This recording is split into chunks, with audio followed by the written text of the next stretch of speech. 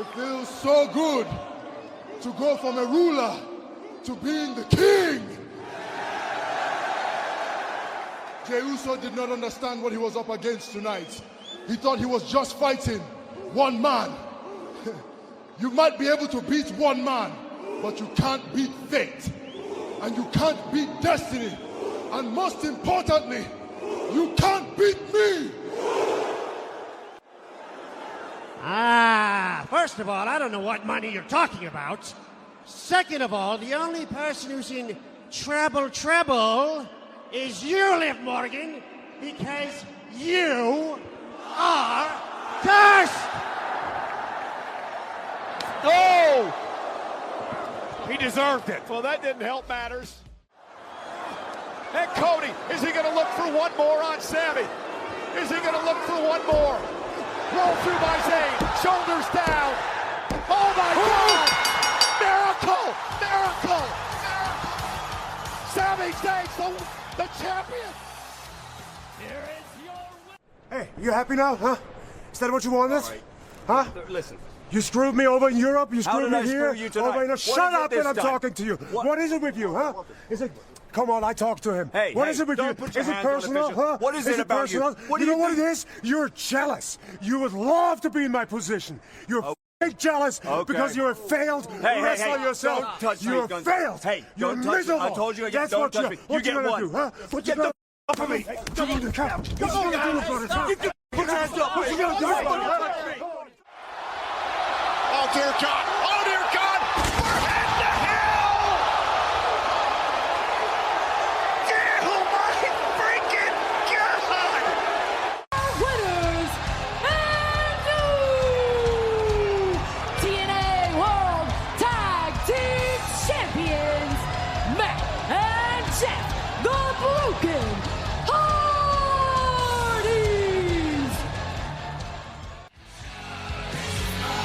The party has just begun for the reign of Nick Nemeth once again as TNA World Champion. Nick Nemeth once again took a shortcut, a premeditated plan alongside his brother Ryan. The lights are out here. We apologize for the darkness. Colton Austin Gunn, Juice Robinson, Ace Austin, the Bang Bang Gang. What are they doing here? Well, they've had their share of battles with the dogs.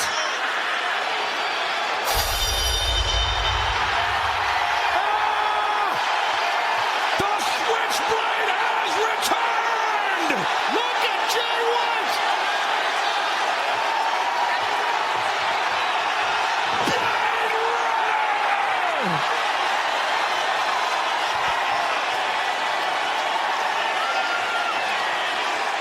More than a year away from the... In 3, 2, 1, clap. Benoit balls. I still think Kevin Sullivan did it. I'm Aubrey Edwards. I'm not a wrestler. Tony's quick sniffs of the week. No, just my dickhead friends causing concussions and shit. Alright, never mind. There's barbecue sauce. So good, half the face don't work. With Hogan that close up on the fucking camera reminds me of my racist uncle. I know you ain't listening, but you know who you are, you fucking racist. Uncle Oh my God, for real, don't tell me that's his name. Oh, no way. I was kidding. I swear to God.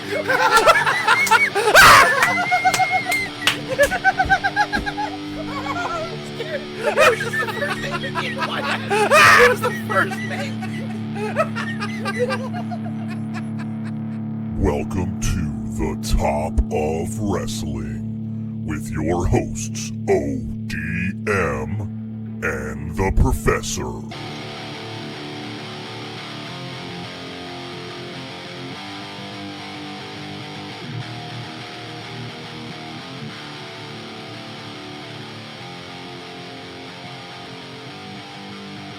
Good Wrestling Day. I'm the Professor. He's ODM. Welcome on back. If you're on iTunes, Spotify, Podbean, Amazon Music, Pandora, YouTube, Facebook, Instagram, the X, we appreciate it when you're here every week at noon on Wednesday. Let's break down the show. This week we got some news. We have a lot of results. If you hear a little bit of exhaustion in my voice, that's fucking what it is, man. That's a lot of wrestling over. It was only a 2-day span, which is even crazier. But if you watch SmackDown, Raw, and everything in between, there was no rest. So we got a lot of results. We got bringing to the table, reliving the Monday Night Wars in December, 30 years ago and 7 months later. In this week, we talk about failed pushes. Guys who were put in a prominent place and just didn't cut the mustard. I never understood the word cut the mustard. It's a liquid, so I don't understand how that really ever worked, but we'll have to maybe dive into that later. Hey, ODM. Hey-o. I was hoping you would ramble on for a little bit so I'd have time to Google it, but we'll talk about it later. Cutting the mustard. I actually want you to start looking it up while I bring this up. Nah. Yeah, no, because it's not a good follow-up. Jesus Christ. All right, we'll dive into news. Hey, man, R.I.P. Joe Doering, known for being in multiple organizations. I'm not going to lie. I don't have a whole lot of information as to someone on him, like, or not someone on him, I'm sorry, someone that I've watched in the past, but I've seen a very big outpouring of sympathies for this guy, so R.I.P. Jesus Christ, wow. Yeah, I don't know dick all about him, so I'm not going to sit here and be like, oh, he's a pioneer. And all right, well, hang on. Let's move on to something that's kind of close. So last week, not really.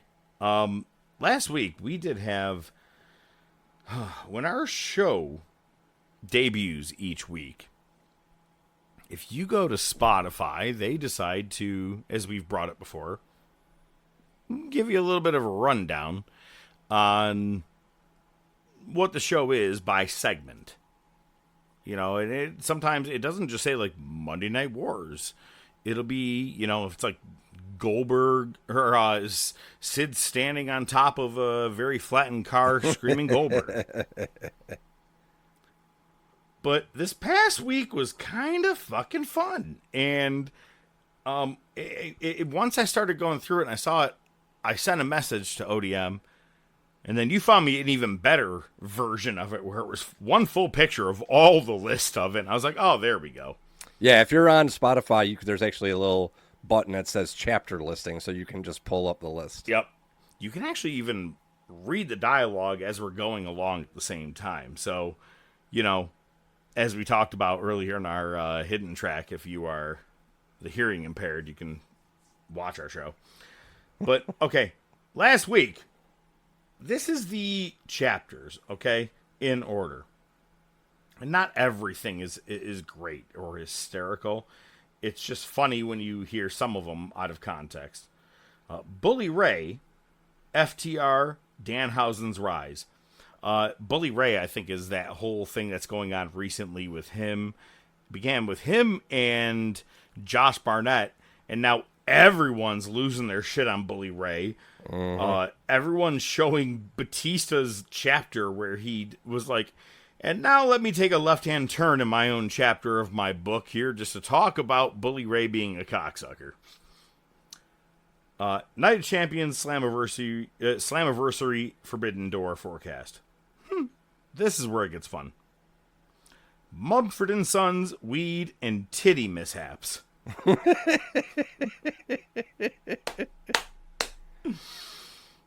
Next one was Hogan Shenanigans in 1995 Wrestling Recap. After this was Coworkers Mess, COVID, and Fart Sniffing.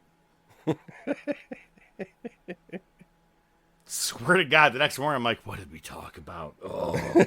No. After this was Nathaniel's, which was the story of Timmy. Captain Jack, my old band, and barstool theft. And then after that was future WCW topics, IWGP future topics. Then after that was, hang on,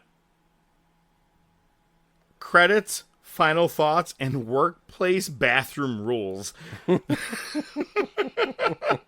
Swear to God, my favorite IA wrap-up of our shows ever. I think all we need to do, we should just, we need to write down each topic that we talk about each week and just throw it in the chat GPT and let them give us the name of the show and let it, all of it. This is just... We should just start saying even more fucking off-putting dumb shit things just to get the fucking title right. Wait till the toe drops. Oh, boy. So, this past weekend, the Mask that Ludwig Kaiser, El Grande Americano, wore during his, Battle de los Noches match against Chad Gable's original El Grande Americano. I'm sorry, Kaiser. Hey, we have too many Americanos. Kaiser put the original mask that was in the match at that Mask vs. Mask match up for sale, and it would go to the Dr. Psoriasis Foundation. Not totally sure what that is. Yeah, I mean, neither.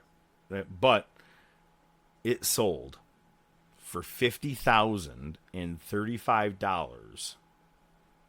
Not pesos. Sure Oh, okay. All right. I hang on.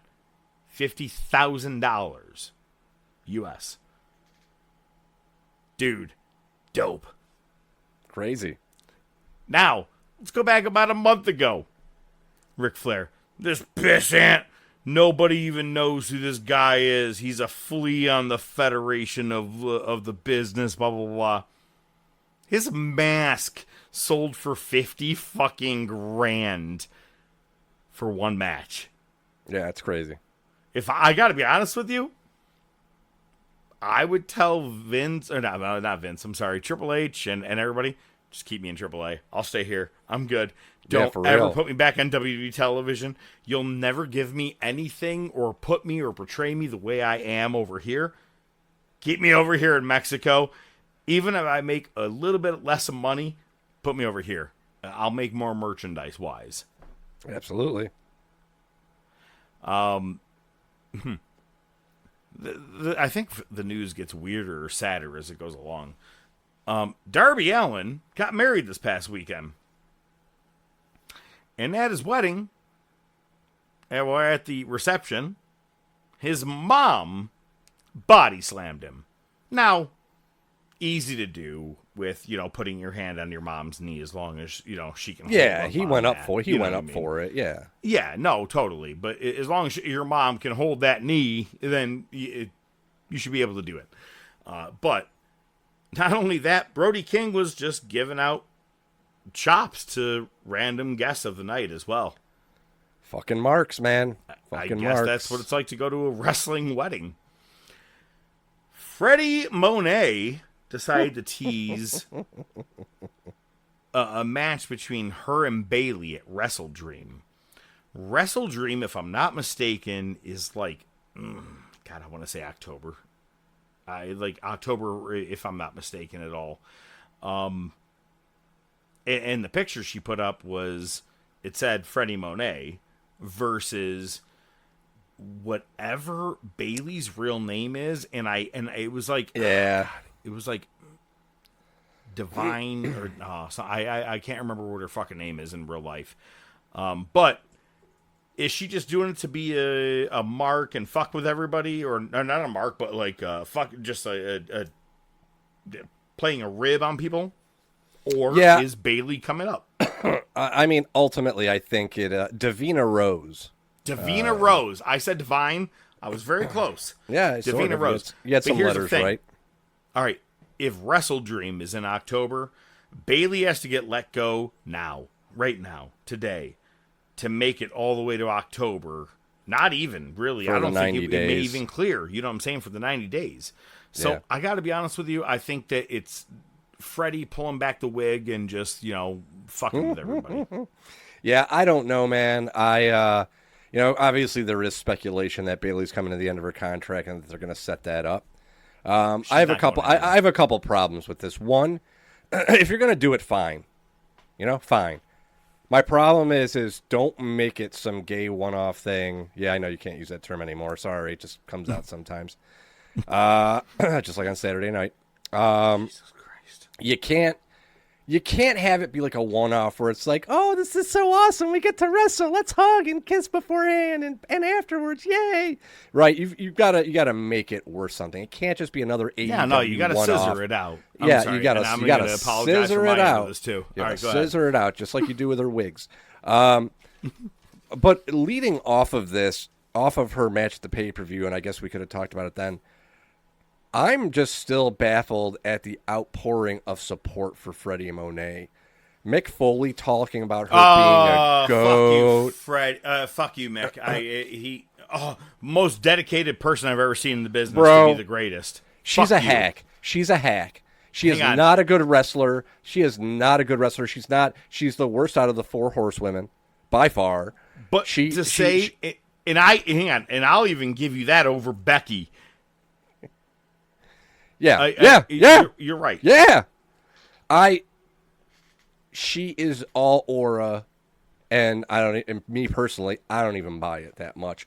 She had those string of matches with Charlotte where they kept tossing the title back and forth, and to me, that just exposed how terrible she is. She is not good. So Mick Foley is a fan of the Booger Sugar as well, and I got to be honest with you. Well, no, if he was, he'd be a lot slimmer than he is. Yeah, he's just too nice. That's what it is. But to say that the most hungry ever in the business, I'm like, nah, man. Especially like you said, like the worst of the horsewomen. 100%. I'm with you. I can't even give that much more attention to this. But on to something else that's really stupid. Did you see this video? These guys are. I don't even know who half of these guys are. Fucking Tiffany Stratton was being quizzed. At least she admits, she's like, I'm not a Wikipedia. I don't understand. I didn't watch the stuff before. Now, let me ask you this question. Do you think everybody who plays football and is good at football looks back and goes, oh, man, Plexico Burris, Lawrence Taylor, Jim Kelly, Josh Allen, yada, yada, yada. Like, do you think they're going to name all these random people? Not everybody is a walking Wikipedia. Sure. So I will give you it if there are some people you don't name or you don't know the name of. But when Tiffany Stratton got to Sergeant Slaughter, she goes, SGT Slaughter. Lost my shit. I thought it was the funniest thing ever. SGT Slaughter. Come to the treeouts, you dumb bitch. The treehouse. What? Wait, hang on. Wait, I'm losing it. What is that from? Longest Yard.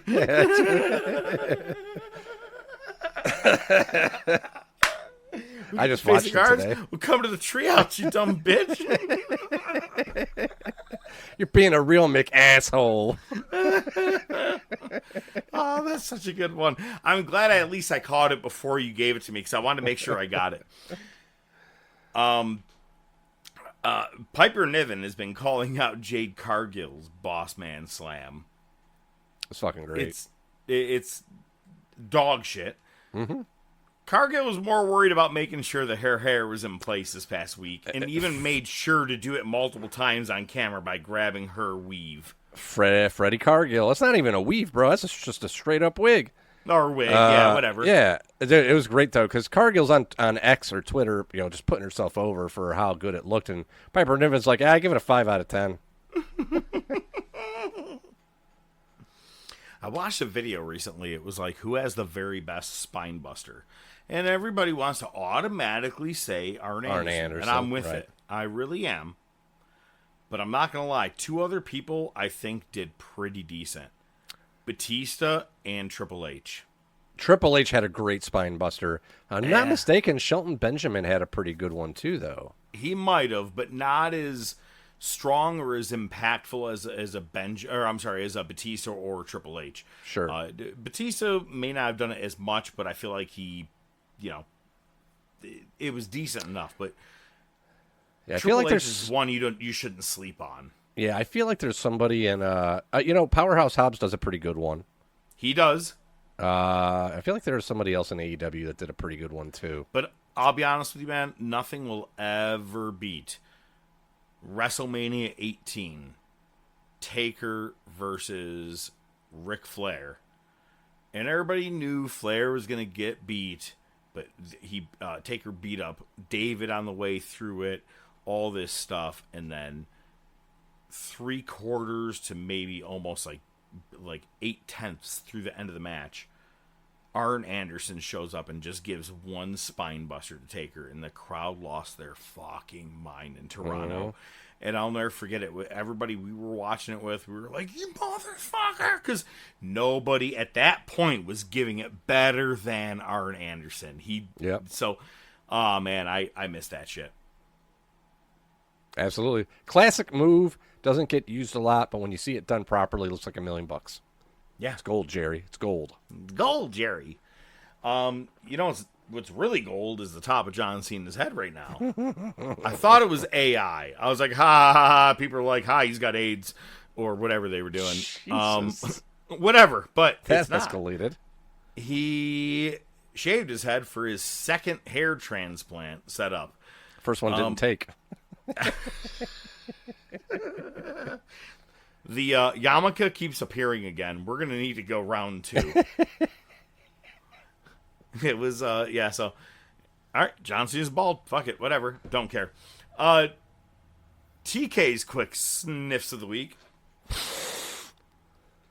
The following people could not make it to Forbidden Door due to visa issues.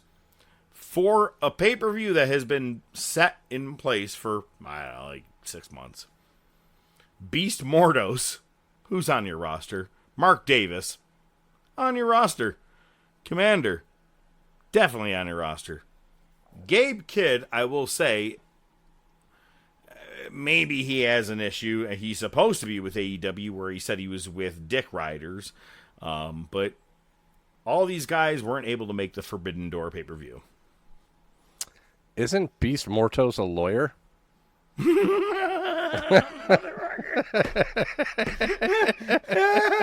the fuck did you let that one slip? Is that a possible real name for the episode? Isn't Beast Mortos a lawyer? Bruh, I thought you were a lawyer. Write that down. All right, let's get through some results from last week. Really, again, NXT, Dynamite, Impact, and SmackDown. Everybody was in go-home show mode. A lot of promos, a lot of bullshit. Now, I will say, I alluded to it last week, that there was a big thing that did happen on SmackDown because it was pre-taped. Much like this week was, too, because they're giving 4th of July off to people. Mm-hmm. Which is why Raw was earlier this past week.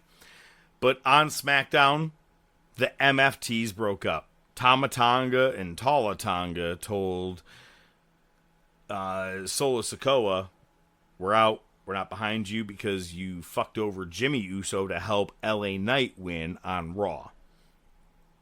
Which is crazy how it carries over even more soon later.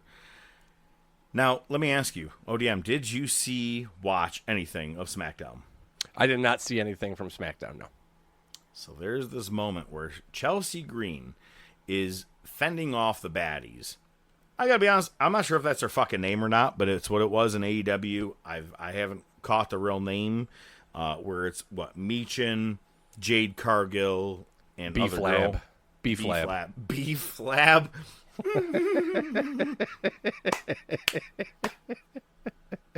All right, yo, hang on. I gotta say this real quick. We got a client at my job who is trying to apply for life insurance, but he has a history of arson. and his name is Cliff. His name is Clifford, and we keep calling him Left Eye Cliff. Left Eye from TLC. Remember, she was an Andre Risen's house. We're like, yo, Left Eye Cliff, he ain't getting shit. So, all right.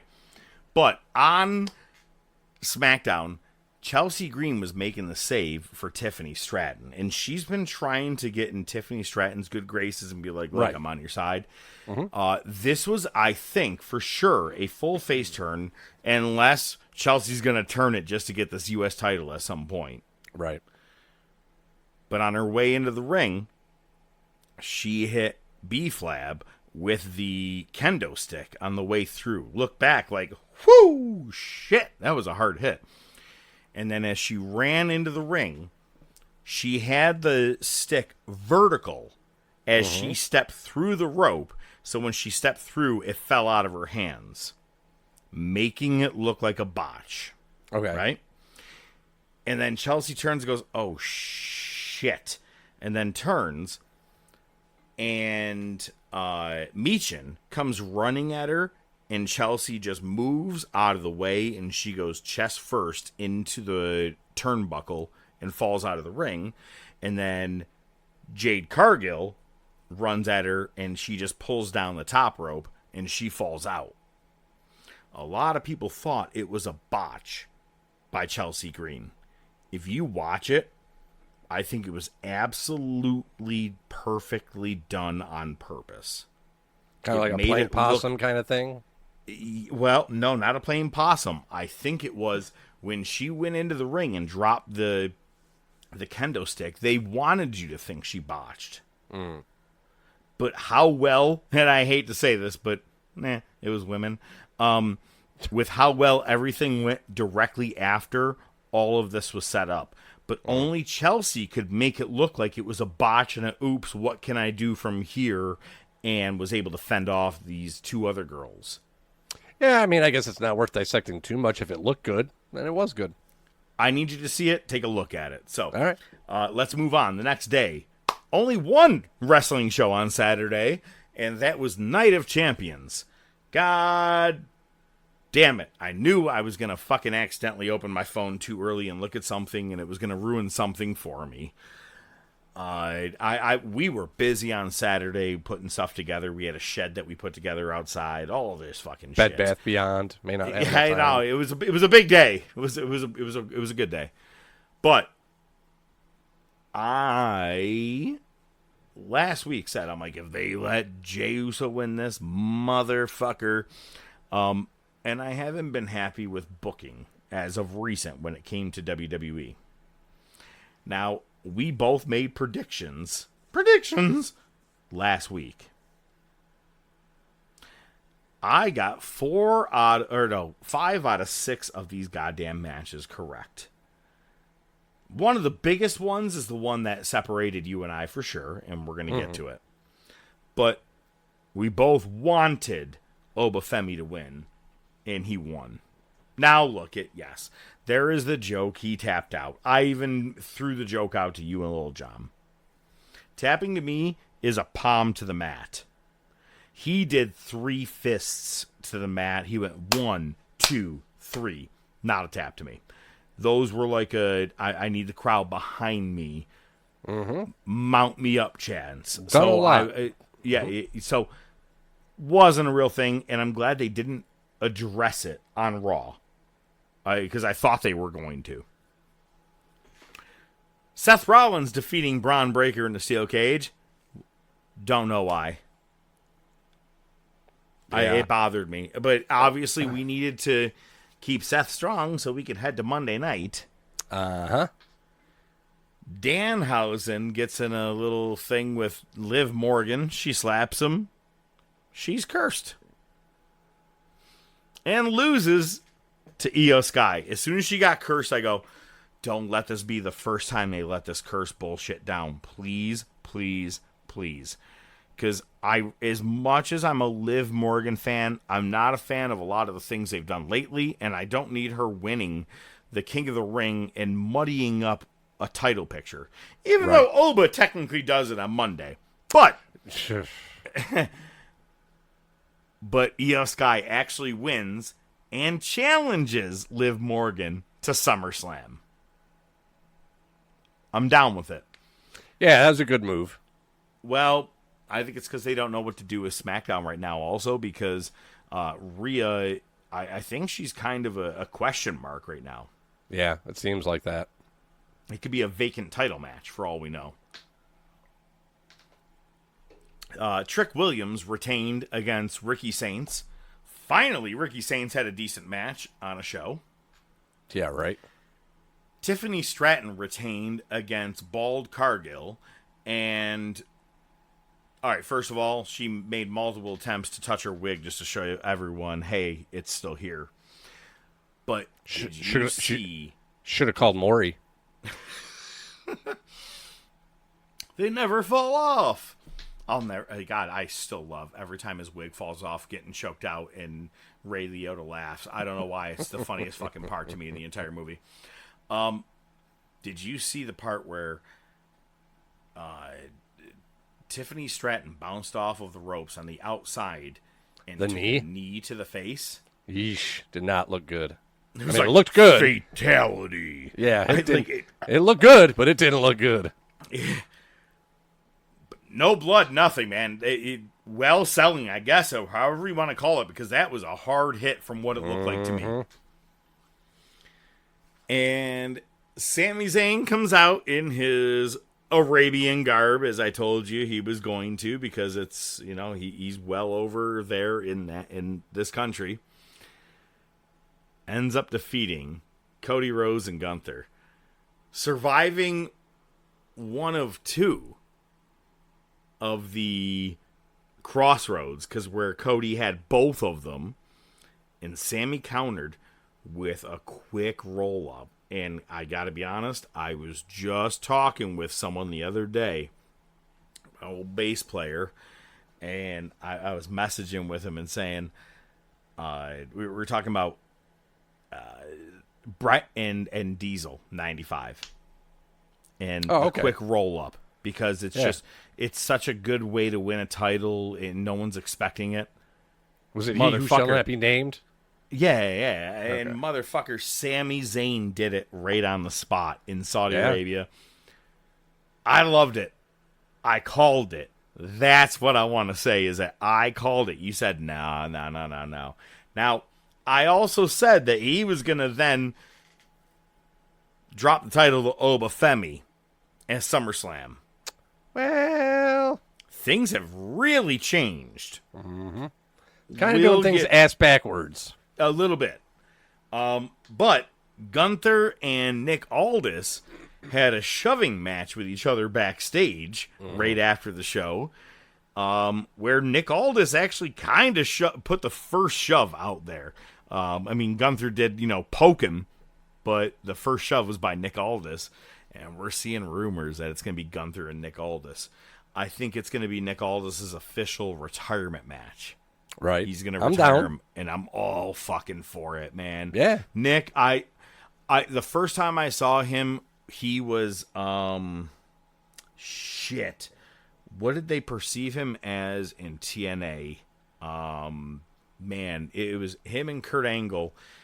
He wasn't known as Nick Aldis there when he first got there. No, I'm sorry. He was Nick Aldis. Nigel McGuinness was known as a different name. He was Desmond Wolfe. That's who I was thinking of. But no, Nick Aldis was Nick Aldis. Always been a big fan of his, so I'm actually cool to see him. If he gets a shot at SummerSlam, cool. All for it. TNA Slammaversary. I just want to let you know, I did watch and or scan through all of these shows. Why? Commitment. Why? I knew you weren't gonna. All right, TNA Slammaversary. Pretty decent show.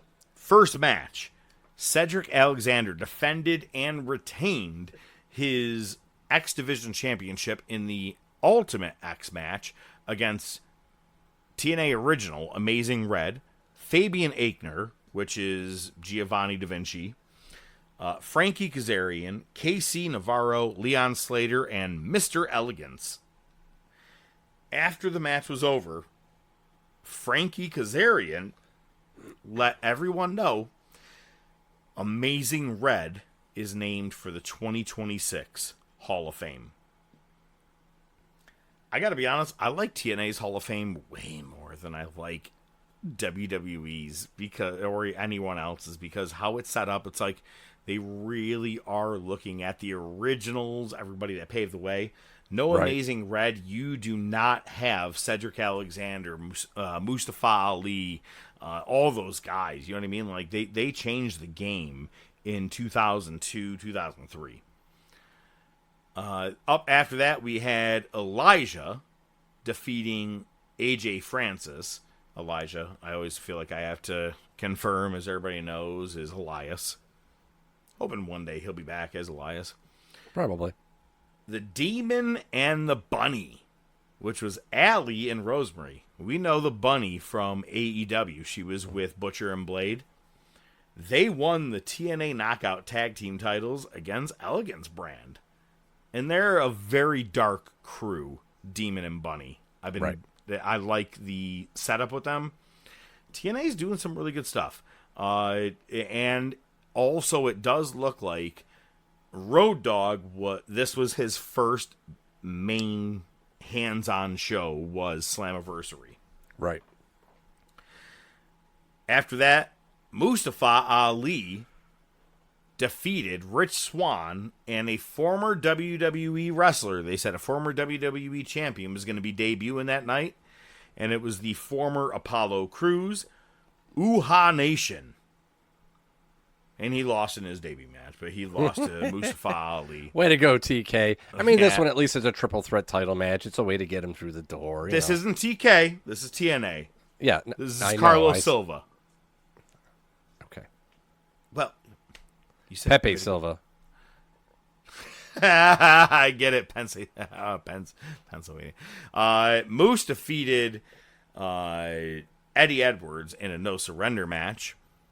Zia Brookside defeated Li Ying Lee for the Knockouts Championship. The Hardys regained the tag team titles against the System, the Righteous, and the Great Hands in a 4-way ladder match. Last week it was only a 3-way ladder match, and then after TNA had their tapings, they threw the Good Hands in there. But the Hardys ended up winning the titles, which is crazy because Edge and Christian are champions in AEW. These guys are champions over here. It's just and Bully Ray's fighting with people on the internet. That's a great follow-up. And Nick Nemeth, Dolph Ziggler defeated Mike Santana to become a 2-time TNA World Champion. Cool. Which is good because from what it's seeming, Mike Santana is going to be heading over to WWE soon. Again, if he does NXT, fine. SmackDown, fine. I wouldn't do Raw right away. I would probably still do NXT. Absolutely. NXT Great American Bash was kind of a boring show to me, man. I got to be honest with you. All titles were retained, including Tony D'Angelo defeating the former Evil, Naraku, for the NXT Championship. The only title that changed hands was Kendall Gray defeated Lola Vice for the NXT Championship. Yeah, I wonder if Lola Vice is either going to move up to the main roster or is going to be in AAA mostly, because she's had some appearances in AAA and she seems to be really over there. So I got to be honest, I'm assuming she'll probably go up. I could see her going directly over to SmackDown. I feel like that's where they start every woman, is in SmackDown. Not always. Yeah. Well, all right. Here's something I know you didn't watch. AEW, CMLL, Stardom, Wegmans, Tops. Mm-hmm. That's a Forbidden Door. Forbidden Door 2026. Forbidden Door, isn't that what they call the entrance to a bathroom in Walmart? It's the glory hole. You. So, This event started, it was in San Jose, California, so it started 5 p.m. there, but 8 p.m. in New York.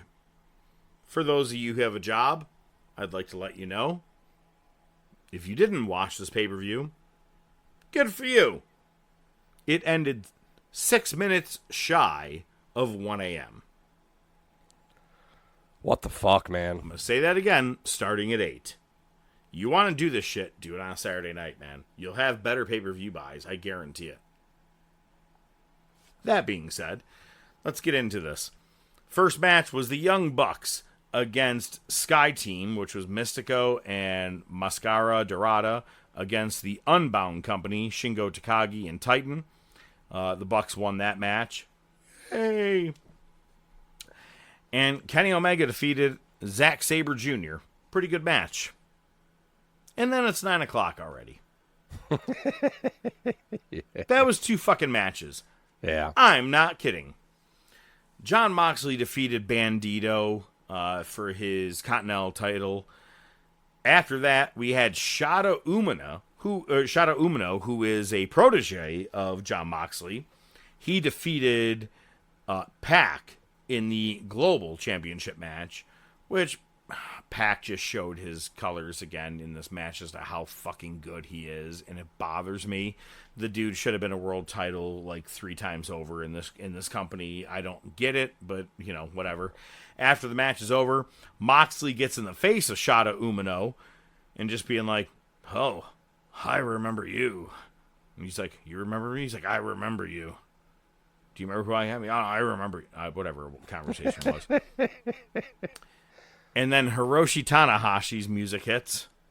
Ace, ace, ace. Comes out. Cut his hair. Has my haircut right now. Looks like he's eaten a Twinkie or 2. And came out just to break up the conversation. There was no fight, just conversation. That was it. And that's what they used of Tanahashi for the night. Thanks, yeah, and they TK. gave they gave him a guitar so he doesn't have to play air guitar anymore. He can't imagine it. He's not wrestling anymore. He can't really imagine the actual one.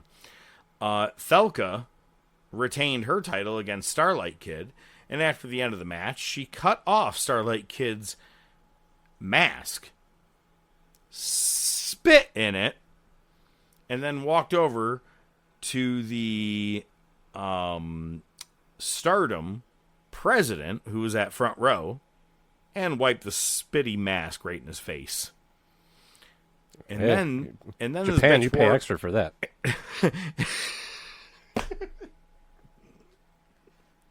I emptied the bank account. And then she wore the said mask to the media scrum. Says she's not worried about Freddie Monet, because that's the one she's got to face it all in for the title. Said the shit's glued to her. She's going to have to kill her and take it off of her. And I'm like, you're wearing a spit-covered mask. That's all I'm worried about. Got to be honest with you. Spit on that thing. After that, Edge and Christian, Cope and Christian, defeated the Dogs to retain their tag titles. And they played into the young guys versus the old guys. They did a pretty good job with it. There was a part where Edge and Clark Connors both did their spears at each other, but they told each other they were going to do it. He's like, I'm going to spear you, I'm going to spear you. And they did like a 10-second build-up, like where they're both in the corners. They run each other, and I'm like, they're going to hit shoulders. Ha-ha. And they did. Ha-ha. Awesome. But lights go out just as David Finlay picks up his father's shillelagh. And all 4 members, which is Ace Austin, both Guns, and Juice Robinson, in a back-to-back circle, if you will, yep, on the stage like they always are. Crowd loses their fucking shit. Lights go out again. Comes back on. And while David Finlay is facing that way, the crowd's losing their mind because Switchblade Jay White is officially returned. And as I brought up maybe about 3-4 weeks ago, Finley's the one that kicked out Jay White of the Bullet Club. This is a great continued story. I love this.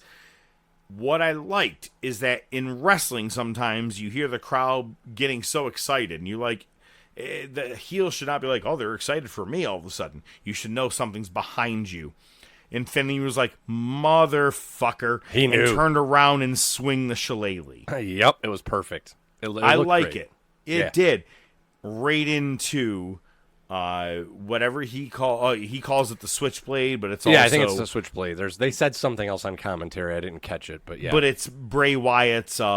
Sister Abigail. Yeah.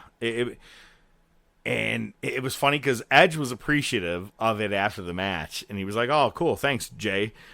And Christian was like, the fuck out of my face, man. He was like just pushing him off. Like, he's still doing his thing. Dude, they don't even come out together. Edge does a full-blown entrance, and then Christian does a full-blown entrance. They're like, nah, I'm doing my own thing. And he's still a piece of shit, but Edge is still his tag team partner. For some reason, I kind of dig it.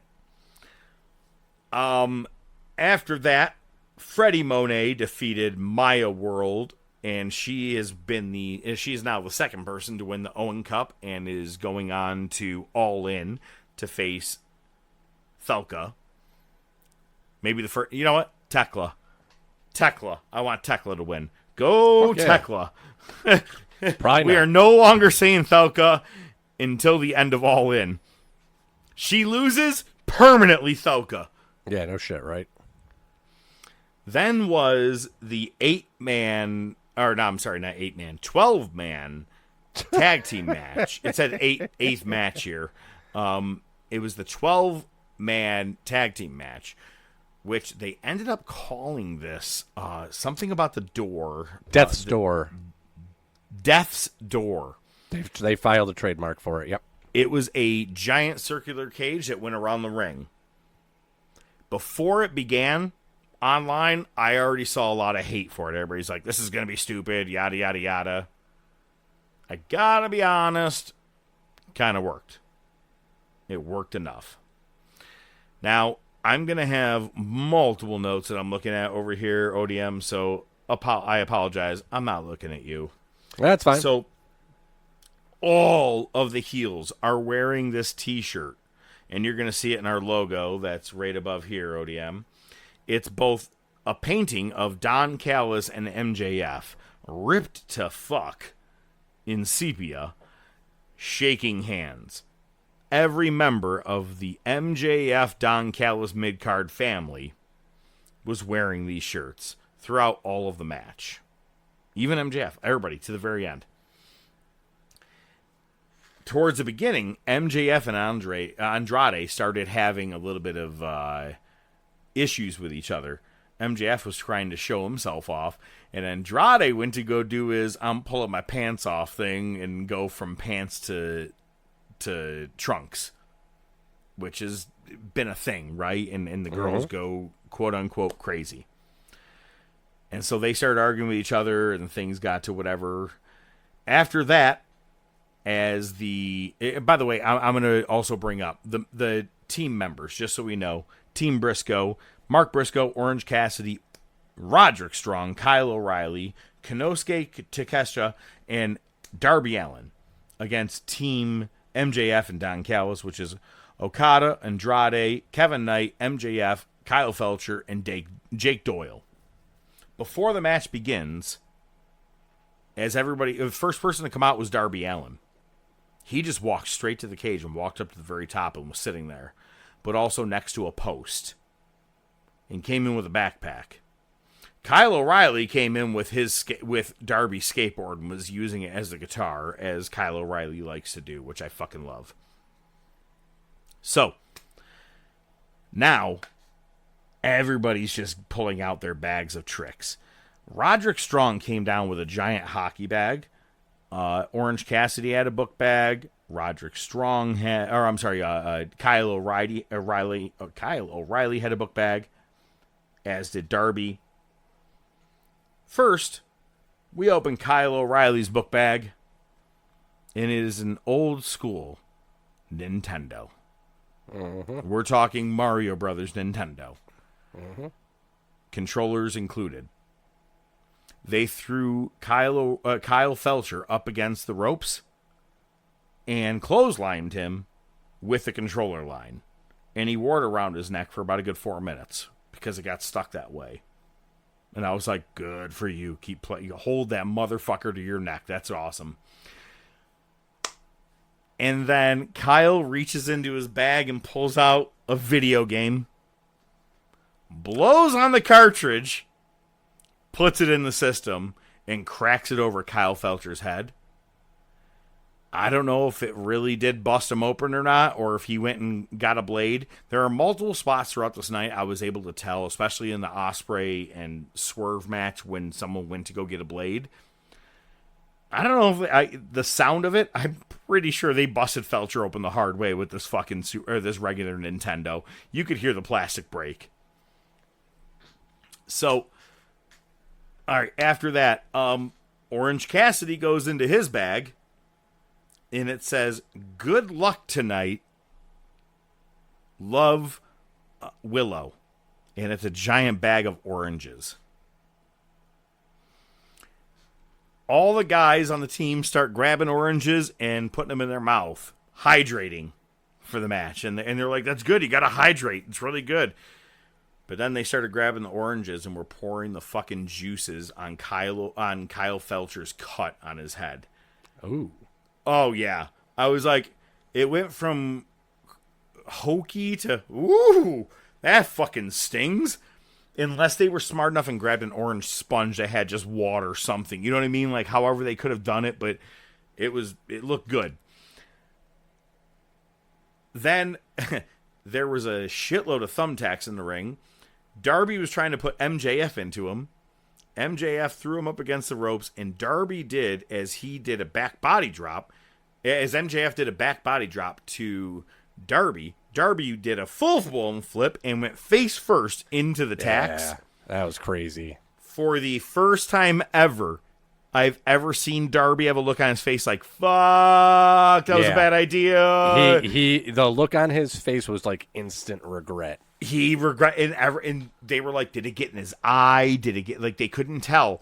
But he had a look on his face. He was like, fuck, God damn it, that's the worst thing I've ever done. And, like, his hands were busted open because of so many land. Because you want to use your hands to land so your face isn't doing it. Right. His hands were busted open from so many goddamn tacks, too. It was horrible. And then Okada's like, well, I'm going to open up this hockey bag that Roderick Strong brought to the ring. And it's Lio Rush. Now, I got to be honest with you. About 2-3 minutes before that, I was hearing goat noises. I'm not lying. Oh, wait.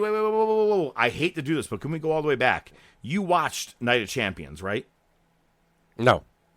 Oh, the mics, horrible all night, popping. Like they had them turned up way too much, and you could hear the popping all night. It was horrible. TK did his thing where his music was doubling because he doesn't know how to separate the crowd in this. But at one point, I could hear a sound of someone making goat noises. I go, what the fuck is that? 2 minutes later is when Okada pulls out Lio Rush from the hockey bag. And he gave me the best 3 minutes of this match. And he's basically going after MJF's ring. You said it last week. It's Gollum. Mm-hmm. Precious. MJF kept moving his ring one side to the other, and Leo was following it. Okada ends up giving him a fucking Rainmaker, and they put him back in the bag under the ring. And that's where he stood for at least the rest of the night of that match, it was so good. I don't care. Honestly, look at it again. I'm trying to open my mind up because WWE has sucked a dick lately. This I was kind of open-minded to. This match was really stupid and ridiculous. So then Andrade is holding Mark Briscoe for MJF, and he just throws Briscoe out of the way, kicks MJF's arm, which is about to hit him with the diamond ring, and does a spinning back elbow, takes MJF out. Takes off the MJF Don Callis shirt, And below that is a shirt that says, fuck Don and MJF. Andrade turns face. Crowd lost their fucking shit. Look at, everybody's losing their mind every time he takes his pants off from going from wrestling pants to wrestling trunks. Fine, make him a heel, or make him a face. It doesn't matter. It's working. So, yeah. But it was the reason that now, tonight, Mark Briscoe is facing MJF. So I got to ask you, it's July 1st. Do they do this to MJF again on Dynamite, or does Mark Briscoe just lose this match? He loses. That's what I think so, too. Sucks, but also understandable. Yeah, absolutely. And on to Raw. Whoa. You still got one more match, and you didn't even talk about one of the biggest spots in the fucking match, in the cage match. I saw a meme of it. Oh, shit. I'm sorry. Wait, you're right. So, I forgot all about that. Darby Allin went up with a bag at the beginning of the match I talked about. And he had a bag, and he put it right towards a pole. And while he was up at the top of the cage, as was Kevin Knight, who was trying to run away from Darby at this moment, and he picks up the bag, and it was a booby trap. That's what I said, booby trap. Booby traps! Be quiet! Shh! And there's an explosion, and this dude goes through 4 stacked tables. So I saw a meme of it, and it was like 3 different panels. It was like, don't go over there, you'll literally explode. The next panel says, I am getting tired of the people using the word literally ironically. And then it's the explosion. I saw that exact same one. So that was, that was a good part of that. I forgot all about that. But then, in the main event, Will Ospreay defeated Swerve Strickland. Now, there's this whole thing with the Dick Riders being in Will Ospreay's corner. Swerve telling him, you have changed. Will Ospreay came out as Bane for some reason. Swerve Strickland drove a motorcycle and had a cigar like he was, what is it, Pale Rider? So, the match was fucking bloody as fuck. Both guys, like, complete crimson mask the entire match. Dick Riders come out to be in support, and there's a part where Swerve gives, not the house call. Wait, is the kick to the side of the head the house call? I have no idea. Doesn't matter. Where he runs at you and kicks you in the side of the head.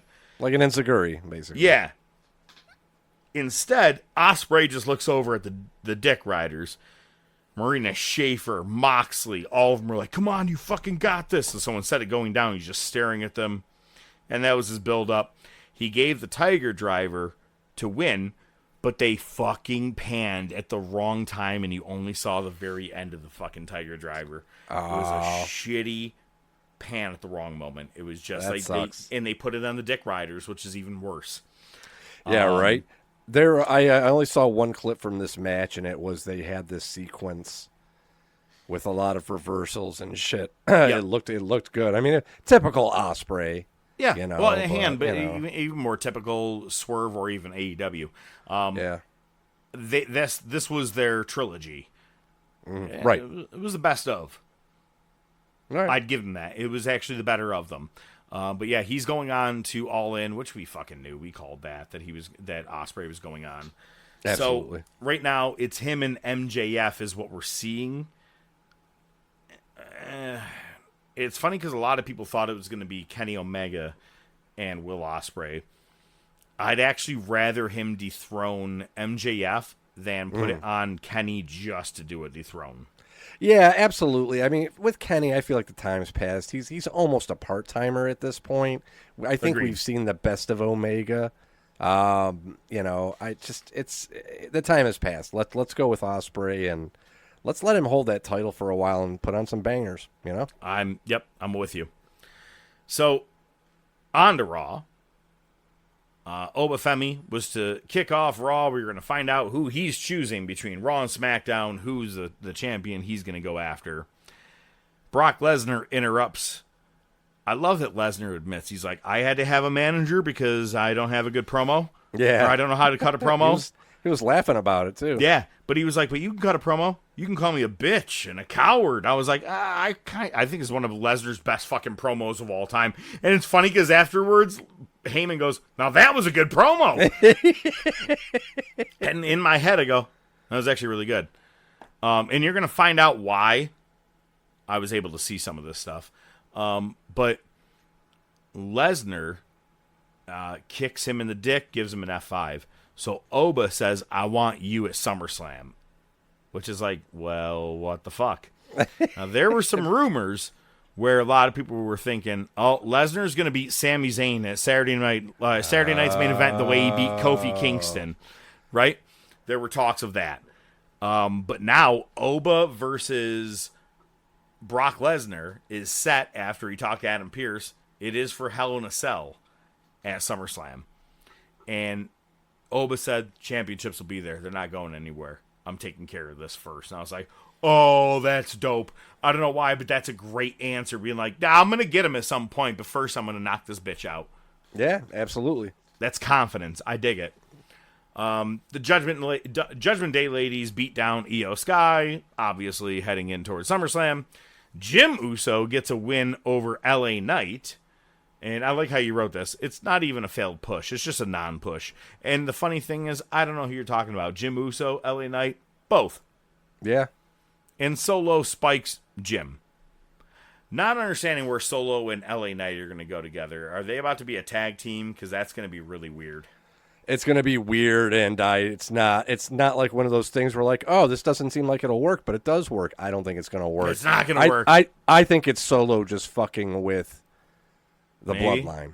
Well, that or they have a great team name, The Rejected. We've got nothing for you. The sorry kid, try again. Yeah, there you go. Raquel Rodriguez defeated Maxine Dupree. Austin Theory talked to Dupree backstage, being like, maybe this isn't the right thing for us if you're trying to still be in with the Alpha Academy. Yep. He's trying to lay the D. Good for him. Good for him. And in the main event, Chad Gable defeated JD McDonough. And Jesus Christ, yeah, with Dan Howes and Dominic Mysterio, this thing was a fucking circus. It was great, though. It was great because earlier in the night, JD and Dom went to Danhausen's lab. They're trying to find him. They're trying to get their money back. And they pull something off the wall. It ended up being the jersey that the Knicks gave him. Yep. Dom was wearing it at ringside. Here's the thing with Chad Gable. We talked about how over he was after the Mask for Mask match. And we're like, is this going to translate in America? Because they were in Europe after that, and he was getting a good pop. It is not translating in America. Nope. They changed his music, and he comes out like it's jazzercise. Clapping his hands and the music. It is not good. Talk about a fucking failed push, man. You had everything set up for you, and it ain't working. Even as his conversation with Maxine, I was like, bro, you didn't have that many lines. Why do you keep looking at the cue card? Line. I could say line. Swear to God, I kept watching him. I'm like, bro, I could have easily done. He's like, I get it, Maxine. You had to do what you had to do. I'm like, you couldn't remember that? Yeah. No, it was bad. But then the exploding briefcase at the end was fucking fantastic. I loved that. That was fucking hilarious. It looked like a powder of or a giant explosion of cocaine. It was like TK probably helped him out with that one. Yeah. I wish I was there. Well, and that's Raw. So, I'm sorry. And then Roman Reigns and Seth Rollins have their face-to-face. What kills me, the one thing you haven't done is beat me. And I said to myself, I go, I'll just wait till the morning. Some douchebag is going to put it together where I don't have to do the math. Yeah. And someone put it up. Roman versus Seth is like 11-3. Yeah. And two of Seth's are like fucking DQs. Yeah, exactly. You know what I mean? Like, if one of them's like Royal Rumble where Roman got disqualified. And I was, when he goes, you've never beat me. And I go, what the fuck? And yeah, then, I was like, And then Triple H's tweet, 14 years in the making. This is like fucking 14 months in the making. Are you fucking with me? If that. Yeah, exactly. Like, you're just revisiting the same thing that you revisit the last time they fucking faced off. Let me ask you a question, Seth. Do you remember hitting me in the back with a chair? Yeah, we talked about that last time. Yeah, we went over this. Yeah, I'm not over it. Dude, it's fucking horrible. It made me laugh. And he goes, "You've never beat me." I literally stopped paying attention and turned my head. I go, let's see. They faced at this. They faced at that. And I go, oh, you definitely retained there. Oh, Roman beat him there. And I was like, what the fuck are we talking about? Yeah, whatever. They think everybody's got short-term memory, apparently. But to Triple H, this is a WrestleMania main event caliber at SummerSlam. And it's barely an opener to Monday Night Raw. Mm-hmm. I have a theory, okay? I'm going to throw this out there right now before we get into the actual bring it to the table. If I was booking SummerSlam, we already know where some things are going, all right? We got Oba, Lesnar, Hell in a Cell. We have what's looking like Aldis and Gunther. EO Liv. I would have... Now, look, I don't know where Kevin Owens is. If he can come back and face Sammy in time, beautiful. But I would rather have Cody and Punk have the... And someone else put this online. I'm going to give it to them as the right thing. In 2007 or 8, that horrible GM, Mike Adamle, came out and said... At SummerSlam, the main event is going to be John Cena versus Batista for the first time ever. No title. It was a number 1 contenders match. I say make Cody and Punk at SummerSlam just a one-on-one. Don't put either of them in the title picture. Let Sammy do something else. I thought Sammy was going to be facing Gunther or Oba or something, but now everybody's busy doing other shit. I do think I would put Cody and Punk no title on the line. Listen, they were kind of dropping some subtle hints on Raw, and I don't like it, but I wouldn't put it past them. It seems like we might get Jey Uso versus Sammy.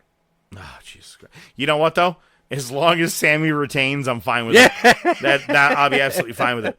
But another one for me will be Chelsea Green and Tiffany Stratton against the baddies. Maybe Charlotte Flair gets involved or something like that, but that was my other match. But, man, if Owens was healthy in time, I'd love to see him come back, because the last we saw, his last match was him and Zayn at that Elimination Chamber unsanctioned match. Mm-hmm. Now he's the champion, come back, pick right up. Could be good, but it doesn't, but I get it. If not, I do like that idea. I'm all for the that Zayn match. That'd be really good.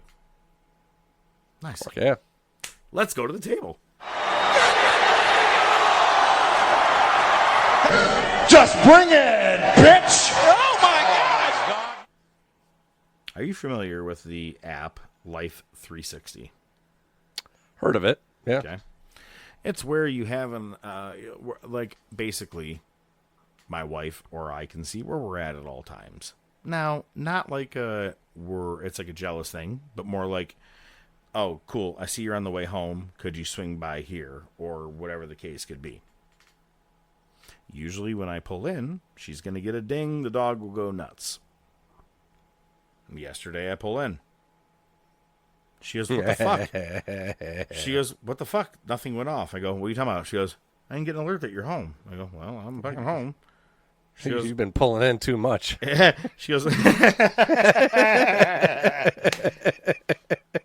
then I go, wait a second. So it made me realize, and I put my hand right to my right thigh, and I go, oh, no. I left my phone plugged in at work. Like a good neighbor, I left my phone.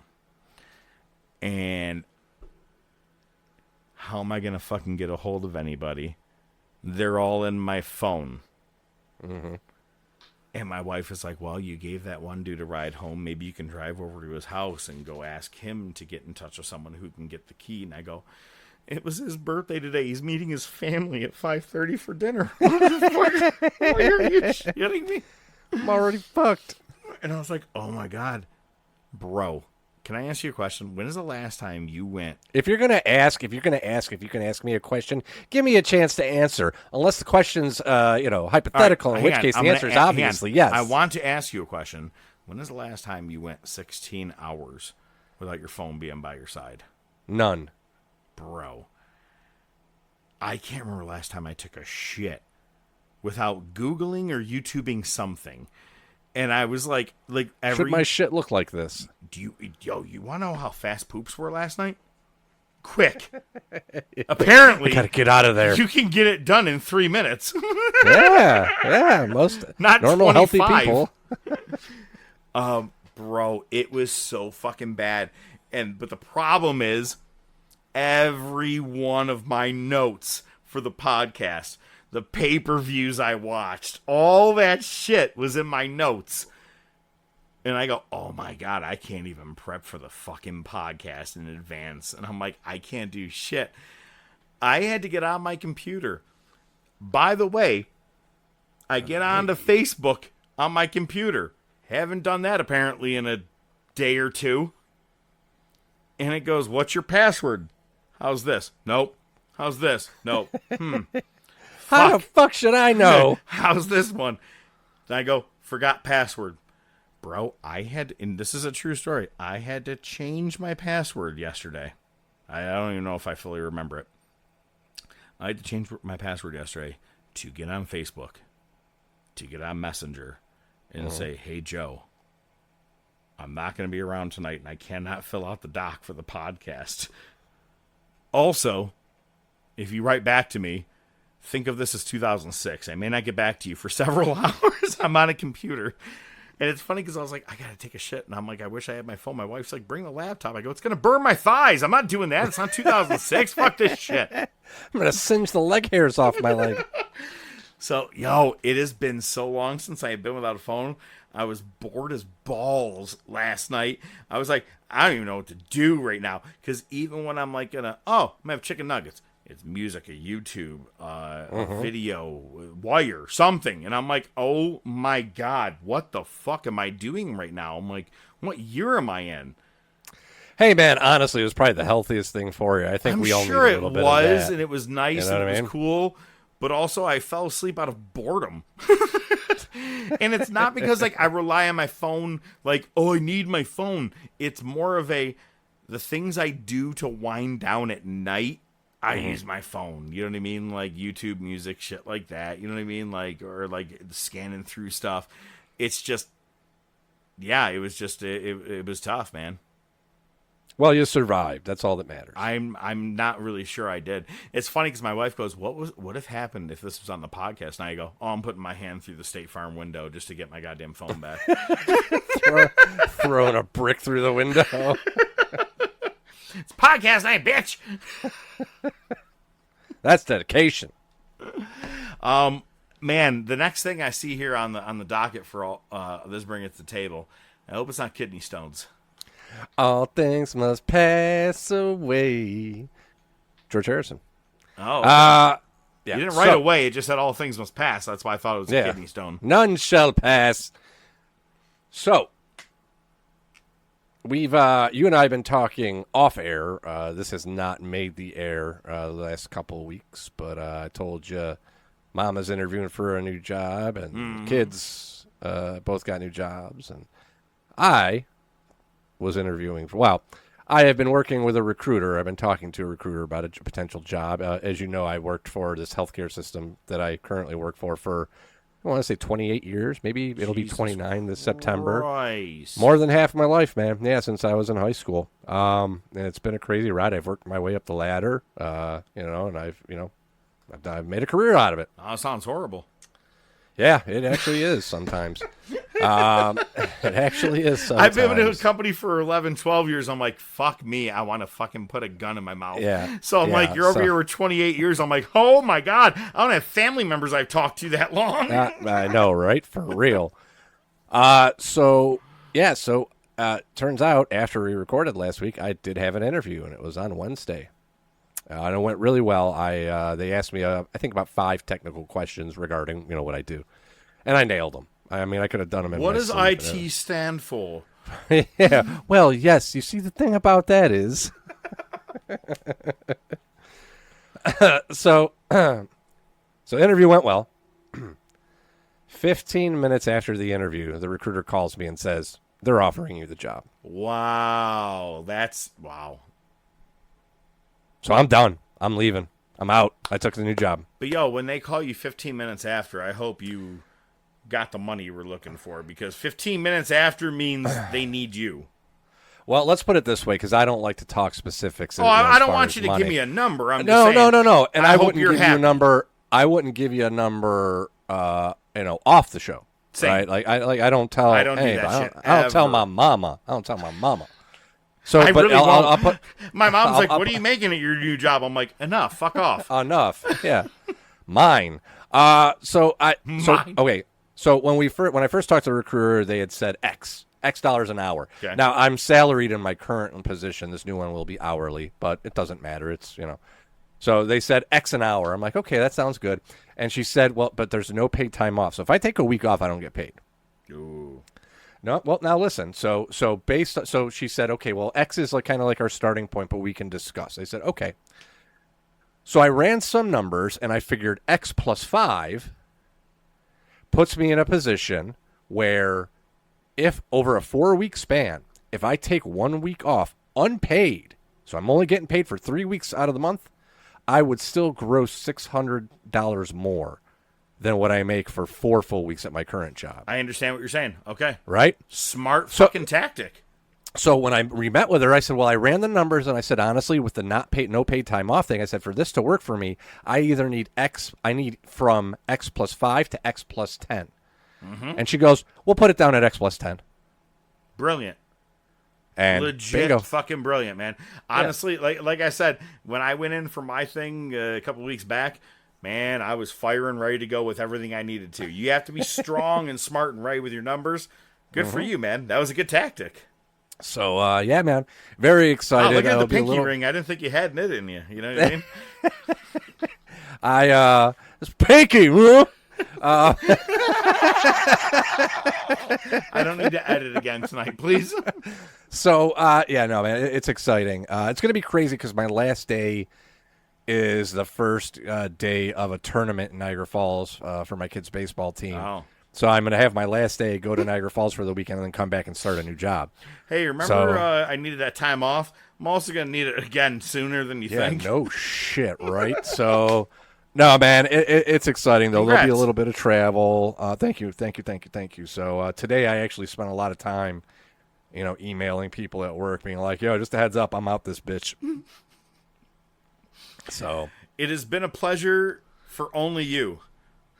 Yeah, no, and that's the thing. There was a short list of people where I was like, I'm actually going to miss you. I actually enjoyed working with you. The rest of them is like, hey, Miss Lady bitch.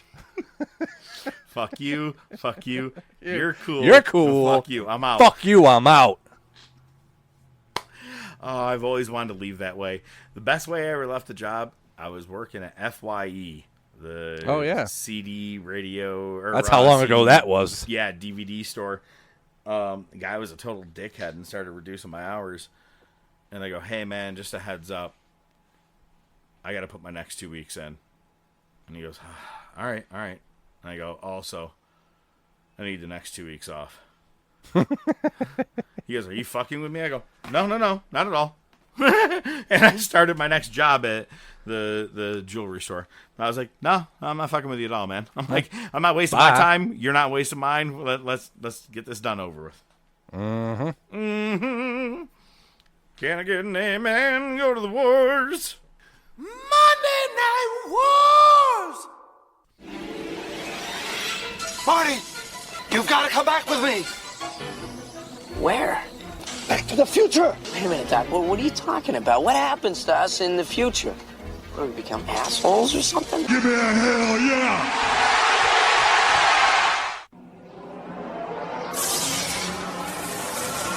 You want a war? You're going to get it. Mick Foley is going to win their world title. Has been paid for by the New World Order. Come on, Vince. Step into the ring. My God, the battle lines have been drawn. The action means WCW tonight. Austin 316 says I just whipped your ass. Have a nice day. We got new work for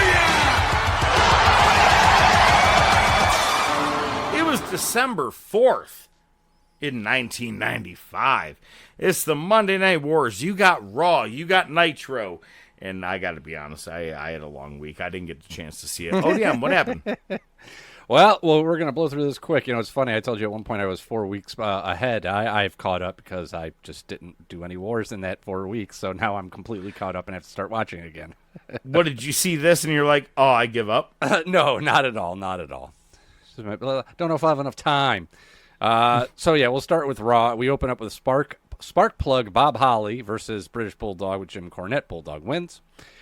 We see footage. And by the way, Sparkplug says, fuck Sami Zayn. All right, let's go on. I saw that. Crazy shit. Just, you know, some of those old timers, they're unhinged. What a dick. He's Him always been. and Val Venus. Yeah. Well, they would have carried my bags. Fuck you. You were a bullshit porn star. The other one was a goddamn race car driver. Yep. I mean, at least Bob Holly had a little success after that with his gimmick. You know what I mean? I mean, he was a legit badass. You know, at least explained. It was him being what he was backstage, a cocksucker, and just punching people in the face. Yeah, pretty much. There you go. That's more respectful to me than a fucking fake porn star. Fair enough. You're right. There you go. We get footage from Superstars. Bob Backlund put a crossface chicken wing on JR. Yeah. Sorry, folks. I had to. Lawler. That's a good one. Lawler interviews Backlund at ringside. Backlund says he wants to be a god again and starts freaking out. Fatu versus Brooklyn Brawler. Fatu wins. Dean Douglas versus Razor Ramon for the IC title. Razor retains. Brother Love interviews King Mabel. Mabel cuts a promo on Taker, and Mabel is wearing the chain that was made from Undertaker's urn. Brother Love says he has a surprise, and we see Mo wheeling a casket to the ring. And there's graffiti all over it. So there you go. We see Marty Jannetty with Razor Ramon in the back. Jannetty wants Razor to keep an eye out for the 1-2-3 Kid during his match coming up. And that's Sid with Ted DiBiase versus Marty Jannetty. Razor's watching from the back. The Kid interferes while the rest distracted. Razor comes in. They called a DQ or a count out. I don't know. I didn't catch it. But Sid powerbombs Jannetty for good measure. And we go off the air with Todd Pettengill interviewing Shawn Michaels' doctor, Dr. Unger. The doc said he was watching Raw when it happened. Says the neurological tests were abnormal. He could be out for a while. Not sure when he'll come back. Technically, he does have brain damage, and it is post-concussion syndrome. And Raw closes out with Vince doing a voiceover about superstars putting their bodies on the line, and a superstar is really just like the rest of us. And it's not just a question of when, but if Shawn should return at all. It should have been at that moment right there. They were like, and by the way, we just realized one eye looks one way and one eye sees it the other way. No. It's still a while before that happens, but yeah. That might have been the beginning, though. Oh, man. Nitro's coming to you from Phoenix, Arizona. We open up with the American Males versus Harlem Heat with Sister Sherry for the tag titles. Colonel Parker comes out. Yep. It's fucking Chad Gable now. I'm doing the American Males clap over here. It's what Chad Gable out clapping like a bunch of cheerleaders. Yeah, it's what Chad Gable does now. Colonel Parker comes out. Yeah, has a gift for Sherry. Camera can't get a shot of what it is. Eventually, we see it's a ring, and the two of them walk to the back, and Harlem Heat retain. The American Male Chad Gable. Yep, there you go. Actually, fuck. Don't say that. That shit might actually happen. We might be working with that. Jesus Christ. Gene's with Sting and Luger. Sting wants Luger without Jimmy Hart. Luger has a title shot tonight against Macho Man. Sting has a triangle match at Starrcade and could end up facing Luger for the world title if he wins it from Macho. Next, you get Sting versus Kurosawa. Sting wins with a deathlock. We get an ad for Starrcade. I did watch this part of the Wars previously, and I do remember this Starrcade. It's WCW versus New Japan Pro Wrestling. Yep.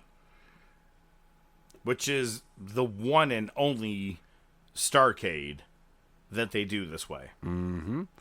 That means the return of one of my favorites of all time, the Great Muta. Oh, no, never mind. I thought you were going to say someone else. Yeah. Well, I mean, you know, it's fucking, oddly enough, it is before 96. I thought it was Alex Wright. My bad. Scott Norton versus the Giant with Jimmy Hart and Taskmaster. Norton is at least able to show his strength in this match, but Giant wins was a chokeslam anyway. And then, because we are in Phoenix, in 1995, Charles Barkley comes out. Mm-hmm. Followed by Ric Flair. They come to the ring. They get interviewed by Gene. Flair's also going to be in that triangle match. And we get a cheap pop because Charles Barkley is there. Still a semi-cognizant version of who he is. Yeah, terrible. Main event, it's Luger versus Macho Man for the world title. We get a ref bump, an elbow drop. Macho drags Jimmy Hart into the ring. Then Flair comes in, hits Macho with the knucks. Still no ref. Hogan comes out, goes after Flair, then Jimmy Hart.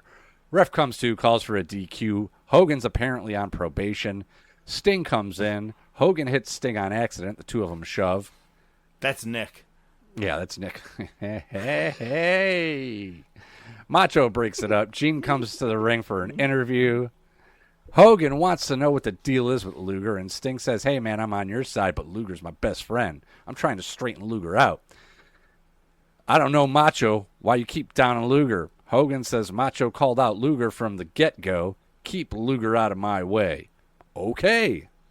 That's how we go off the air. Outstanding. Oh, you're my best friend. Oh, you're making me live. It's funny because one of the names that we just talked about in that final segment, believe it or not, makes it to my top topic. And I'm curious if he is in yours. Ladies and gentlemen, we are about to talk about failed pushes of all time. Ladies and gentlemen, it's now time for... Best there is, the best there was, and the best that there ever will be. Hold 2, arm bar. Sodas rule. Yeah, they do. Hold 3, the moss-covered, 3-handle family gradunzel. It's me, Austin. Just when they think they got the answers, I change the questions. I did it for The Rock. This week's top topic. You know something, Mean Gene? John Cena. Wrestling's not fake.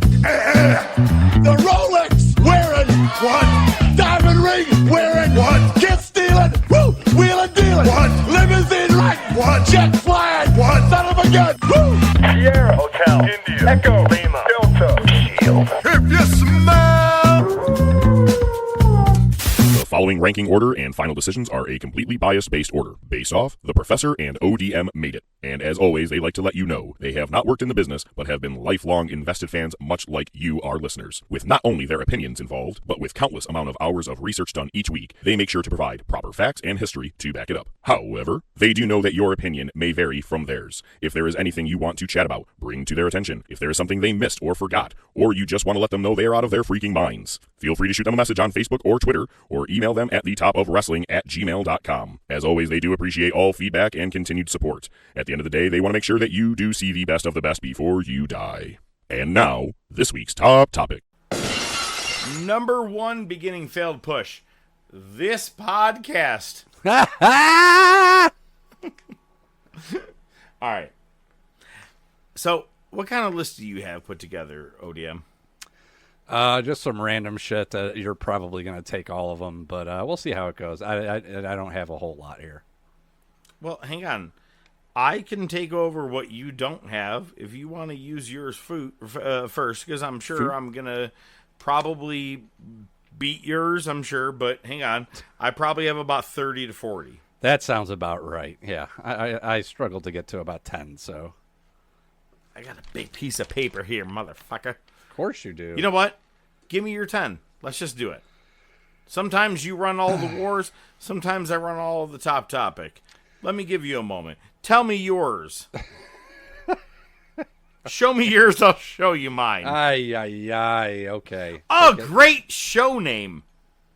Not even episode. Show me yours, I'll show you mine. You know how many people were going to get to listen to that show? No. Everybody's probably going to steer clear of that one. That's for They're damn going to be sure. like, fuck, it's wrestling, these cocksuckers.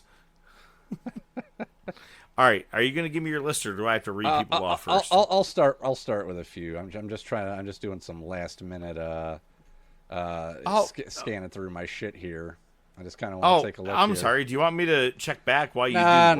Nah. We can start here. All right, let's start. I mean, I got a new job today, so I don't have to worry about doing my other job. Oh, Jesus fucking Christ! You shut the fuck up. You know what? I make more than you. Eat a dick. You do. You fucking do. All right. I do less than you do. Eat a dick. Yup, that too.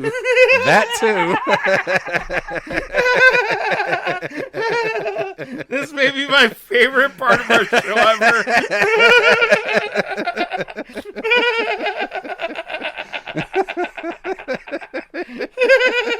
It has nothing to do with wrestling. Jesus Christ, but nope. Fuck me. All right. Hang on. Oh, my God, dude. Oh, my God.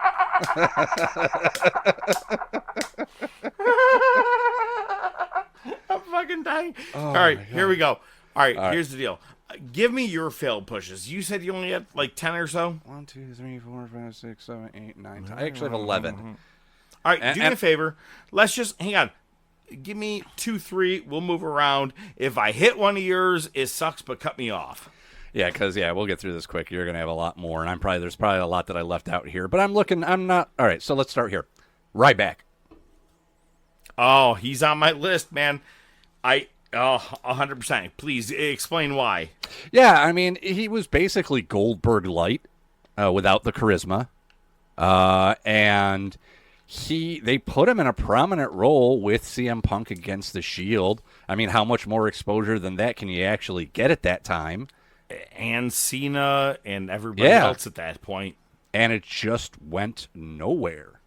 Well, and what kills me is watching the video of him missing the table, throwing Punk onto a table near the crowd. Yeah. And Punk's like, "You sure you can do it?" He's like, "Yeah, I can do it." And he's like, "Now you got to tell me you're fucking dumb or you did it on purpose." Like, Yeah. I'm fucking dumb. I'm fucking dumb. Yeah. Sure are, Skip. And look, I'll be honest. I wasn't a fan of the Feed Me More. Oh, me neither. Goldberg gimmick. I really wasn't. Mm-hmm. However, I wasn't against it because the formula worked before and he looked like he could do it. That's the only reason I didn't shit on it at the time. But yes, failed push. Yep. My next one is actually a stable. Because when you look at the whole stable, only one person really, I mean, I guess you could make the argument that 2 people came out okay. The Nexus. So the only 2 people I would say that came out okay, Wade Barrett a touch, but now with where he's at, and the only other person, I mean, I would give Daniel Bryan, really. And he wasn't, he wasn't even really in it at the beginning because he got suspended right away. Well, true. He was the original night, but the actual show he was. You're right. I was thinking someone else. I was like, I'm not sure if I really want to give it to, and I was like, Heath Slater, and I was like, is that who you're thinking? No, of? I was thinking no, Daniel you're Bryan. Right. Daniel Bryan. Yeah, you're right. Yeah, that's the Nexus is a very big one. You're right. Yeah, because Jesus. I'll never forget TC Hooligans. It was the first pay-per-view I showed my wife. We were coming back from I even got a fucking speeding ticket on the way back from my niece's birthday party to go get to the TC Hooligans to watch the shit. And we watched it, and I was like, no. Watch Cena, the big guy here, all the blah, blah, blah guy. He's going to lose.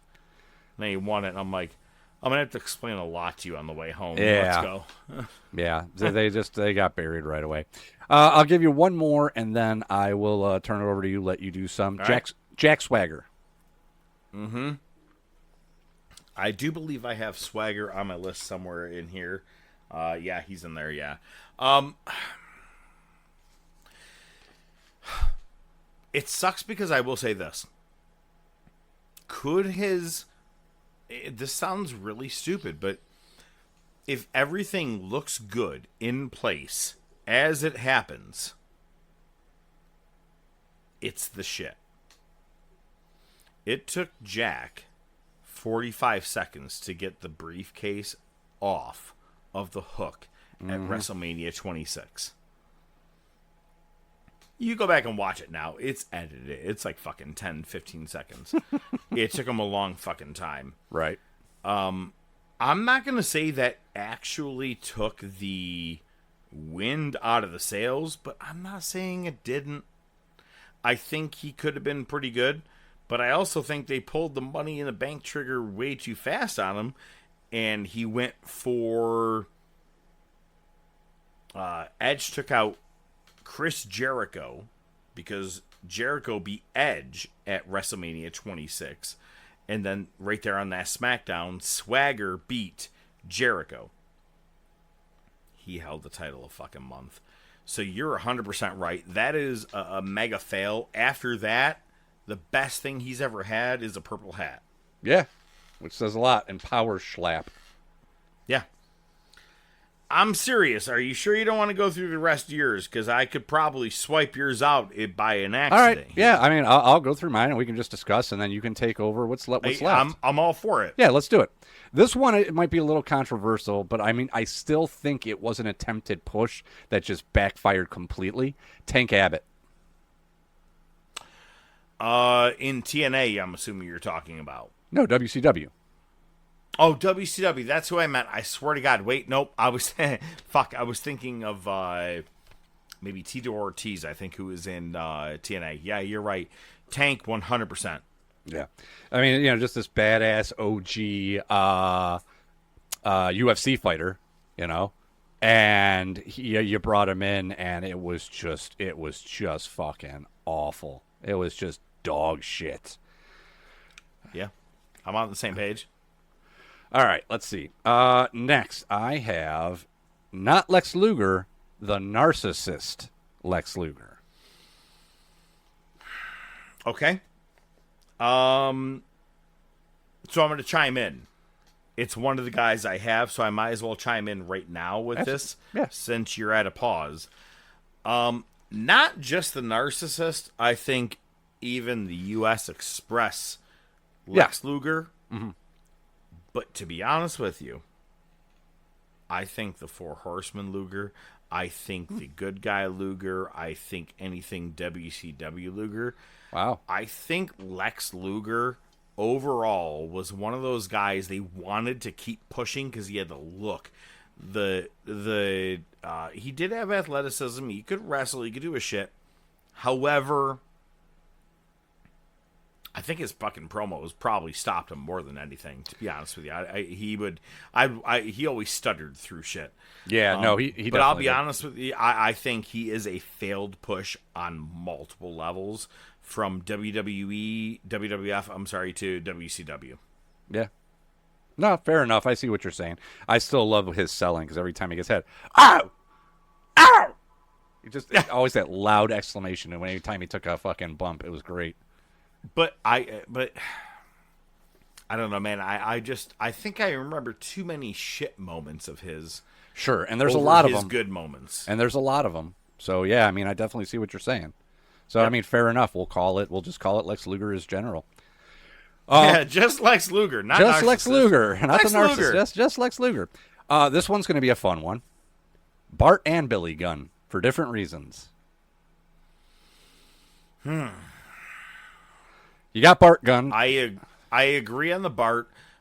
He only made himself famous by beating the fuck out of Dr. Death and everybody else. Fair enough. That wasn't really a push. That was it was an accident. It was an accident. Yeah, fair enough. Okay, no, that's fair enough. Now Billy Gunn, they had that run where wasn't he feuding with The Rock in like '99 or something? Well, hang on. First, they did do a Smoking Gun versus Smoking Gun feud. Okay. Then he became Rockabilly. Yes. Working with Honky Tonk Man. Mm-hmm. And then he got aligned with Road Dogg. With Road Dogg, yes. As much as I can ever say that it was a failed push, maybe Rockabilly was a failed push. Okay. Maybe a heel. Hang on. The heel Billy Gunn had Sonny with him. Just Sonny sided with him and left Bart by himself. Right. I think hooking up with Road Dogg was the right thing. Made him relevant. Yeah, he did have the failed push of the singles thing with The Rock. Yes.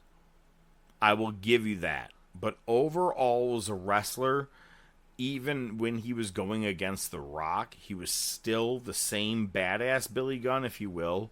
So that's why I continue him as a tag team wrestler. And I personally don't see him as a failed push. Not trying to argue what you're saying. I'm saying more of like, I don't see it necessarily as a failed push, but I understand where you're coming from because when they did do the push, because he won the King of the Ring, you would think that's the point, right? Exactly.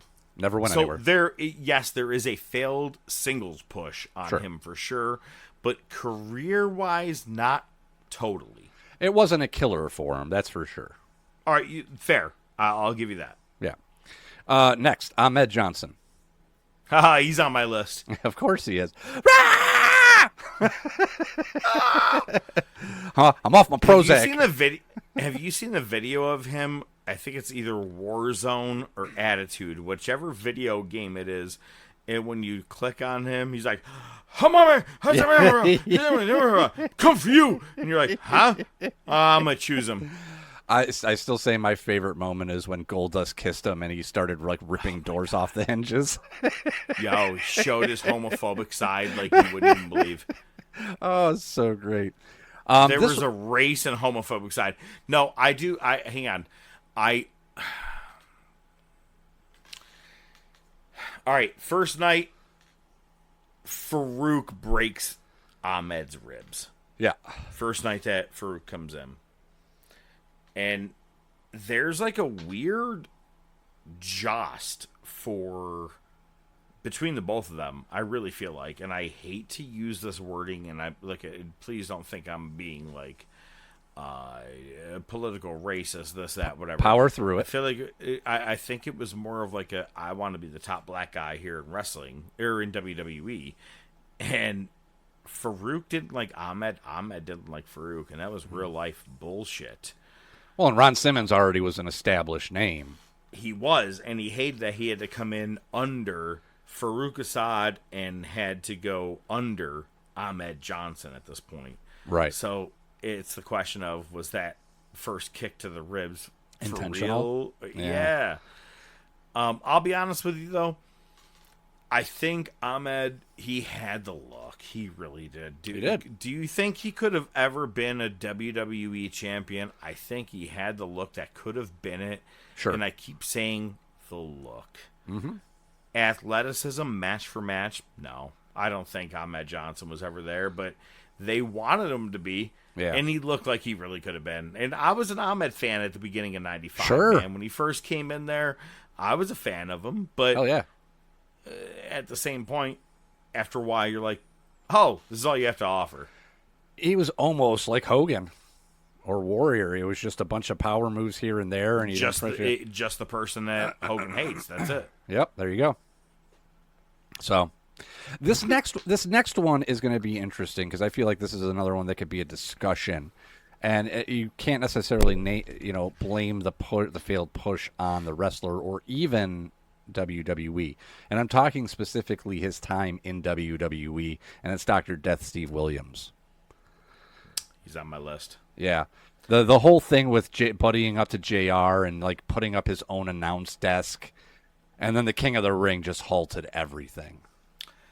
Not King of the Ring, the Brawl for All. Brawl for All, my bad, yes. I know what you meant. Hang on. Yes. But to be honest with you, he's on my list just for that. I'm like, you have a failed push because you brought him in for a specific reason. Mm-hmm. To be honest with you, if we saw him versus Stone Cold Steve Austin, which was the plan, Jesus, I'm curious what those matches would have looked like. You know what I'm saying? Because I've seen him versus Vader and so many different guys. Fuck yeah, dude.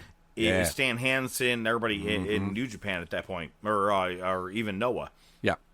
Or AJ. Or AJ PW. So, I get it. But Vince Russo wanted to have a fucking competition with Bradshaw. Yeah. That's what stopped. And I hate to just go, that's the reason. But that is, and it fucking sucks. Because it did stop everything of what Dr. Death was at that moment. He didn't look like a badass anymore. He got knocked out by a fucking, he wasn't even an APA guy at that moment. At that point, he was a blackjack. Yep. Blackjack Bradshaw is who knocked him the fuck out. Yeah, you're right. Yeah, 100%. Yeah, that's a good call. Yeah, it was fun. No, it was Bart that knocked him out. Because they said that the whole punishment was that they didn't give Bart the match with Austin. You're right. Because But I think Bradshaw knocked out Mark Marrow. I believe so. That might be what it was. I was thinking. And it was Bradshaw had the match with Draws, and it was a draw, and they awarded it to Bradshaw, even though Draws clearly won that. But that was, man. Whole thing was I'm glad we relived it, but it was also a fucking bad thing to watch. Good and terrible. Good and terrible. How many people you got left? 6. Hit him. Well, we just talked about him. Mark Marrow. Oh, man. Johnny B. Bad into Mark Marrow. Marvelous Mark Marrow. Marvelous. Yep. Yeah. I'm not going to lie. I was a very big fan because for the very little that I watched WCW Saturday Night at that time when I was younger, because I only watched a little bit here and there. Nitro wasn't around at the time. I did see Johnny B. Bad. And I was like, yo, he looks like Little Richard. And he was supposed to. You know what I mean? Like, that was the whole fucking point. But I was like, Tutti Frutti. All right, oh, Rudy. Like, you understood it. So I liked him. And then when he got into WWF, his first feud was with Hunter Hearst Helmsley, and Helmsley's guide or mistress that night just happened to be Sable. Yep. And they put that whole thing together, and I think we're going to get there soon in the Wars. But there was a lot of good writing on the wall for him, but all of a sudden, I really feel like, man, Vince was like, oh, your wife's got boobs and a fucking vagina. Yep. And I swear to God, I really, really, really wish I was kidding around right now and thinking I was just saying things to be funny. Right. Yeah, I'm not. That's what happened. That's exactly what happened. Sable over, 100%. It fucking sucks. And again, Brawl for All didn't do him any favors either. No. Which I was hoping that would have been great for him, considering he's a boxer. Well, he was a Golden Gloves champ. Yep. But they put him up against he may have faced Bradshaw or someone.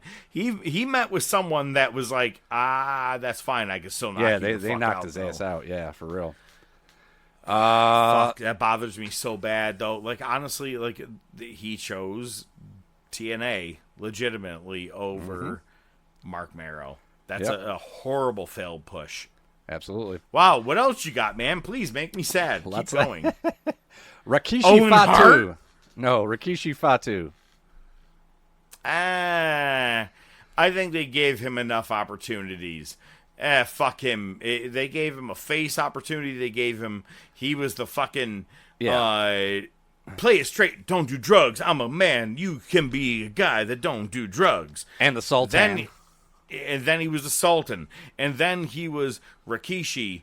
And then he was Rikishi who said, I did it for The Rock. And then he was Rikishi who did it for Too Cool. And then he was Rikishi who did it for his sons, the Usos. Fuck him. He had enough push. Fuck him. And they all failed. All of them. Exactly. Minus 2 cool. Test. Yeah. Shouldn't have put him with... I mean, look, at good attempt to put him with Stephanie, Triple H, all that stuff. He didn't do bad. But at the same point, how much could you really do with him? Yes. They did all right with him for the following years. He was a European champ, a hardcore champ. He did a couple of things, maybe even a tag champ, but before he passed, he was... I hate to fucking say the wording on this, because who the fuck am I? But I think he probably met his WWE peak already at the point when he had passed away anyway. But that sucks. But I always liked his story is that he was an original security guard roadie for Motley Crue. And he was there when Motley Crue performed. He was on stage there. That was his debut, technically. That was his original debut. Yep. Mm-hmm. All right. I'm going to bounce around here. Let's just make sure I'm still recording. I am. That's a good start. I'm not, but keep going. All right. Let's go. Doesn't fucking matter. Oh, no. Let's go. Mabel. Yeah, I have him on mine, too. Yeah. Horrible. Yeah, terrible. You know what it was? It just needed 1 month. After he won the King of the Ring, he gave a leg drop to Taker, broke his face, and everybody's like, well, you just lost everything in WWE, my pal. Because you just took out, at that point, you want to say the words golden boy. Uh-huh. That was your golden boy, was Taker. You broke his face. Oh, you're fucked. Yeah, you're doubly fucked. That's for sure. He shouldn't have never won it anyway. No. They just wanted to see how many guys it would take to carry him to the ring. D'Lo Brown was one of them. Oh, my God. At one point. There you go. All right, I got 2 more. Sin Cara. Shit, I may have him on my list as well. Yeah, they really tried, but until he was like, ooh, I bent my pinky. I can't wrestle. Yeah, that went nowhere fast. And then I've got one more on my list, and it is Braun Strowman. He's definitely on my list. Now, what is your breaking point of when everything was done with Braun Strowman? All right, so let's just work through it real quick. You had him as he joined the Wyatts after the Wyatts had already formed. He was like the new addition. Yeah. Could have been a good start, which I could see it. He had a good look for it. Yep. They had, and I don't remember the timeline of how this works, so you'll correct me if I'm getting the chronological. I may have blacked out some of this shit, but go ahead. They had that triple threat feud with Kane and Lesnar where Strowman pulled down the scaffolding, like the set, on top of everybody. He was flipping trucks backstage. They were making him look like a beast. And then he won a tag team championship with a 13-year-old boy that looked like a girl. There it is. I swear to God, until he said his name is Nicholas, I was like, who's this little girl? It felt like, what is it, a Christmas story. What's your name, little girl? That's kind of what I felt like it was. I didn't say Nicholas sat on my lap. But, yo, that was the end of it. That was the very end of Braun Strowman was the Nicholas thing, man. Like, to me, 100%. I mean, you could have went... It was against the goddamn bar. Yeah, I know. Samoa Joe was ripe and ready to come back. Finn Balor ready to come back. You saved them all for Monday Night Raw. Instead, you're like, what if we pulled a referee's kid from the fucking crowd? I bet you people would like that. Yeah, it was fucking great, wasn't it? Especially the 15 minutes that it took for him to find the person in the crowd. So, this is a true story. So, God, a very long story, but I'm going to make it really, really, really quick. I was in California at this point. This is the very first WrestleMania I never got to watch on the night of WrestleMania. The second one I deal with other issues that happened during the pandemic. But with this one right here, I was set and ready to go with this whole thing, and bullshit happened. I didn't get to watch the pay-per-view live. Everything that happened at this WrestleMania, which was WrestleMania 34, you had Asuka losing, Nakamura losing, you had Nicholas as your fucking champion. I was wow, like, what a shit show that one was, yeah. Bro, I was like, and Roman still, Lesnar retained over Roman, even though everybody booed throughout the entire goddamn match. It was one of the worst WrestleManias I've ever watched in my life. And so when you say Strowman and Nicholas, I'm like, Jesus, that right there, whatever. That's the end of his downfall right there. That was 100%. Oh, anybody else you got left, or was that it? That's it. All right, I'm gonna dabble through. I may accidentally repeat some people. Just let me know if I do. But I have Luger. You had Narcissist. I have U.S. Express. Same thing. Same thing. Yeah, we talked that one. How about WWF?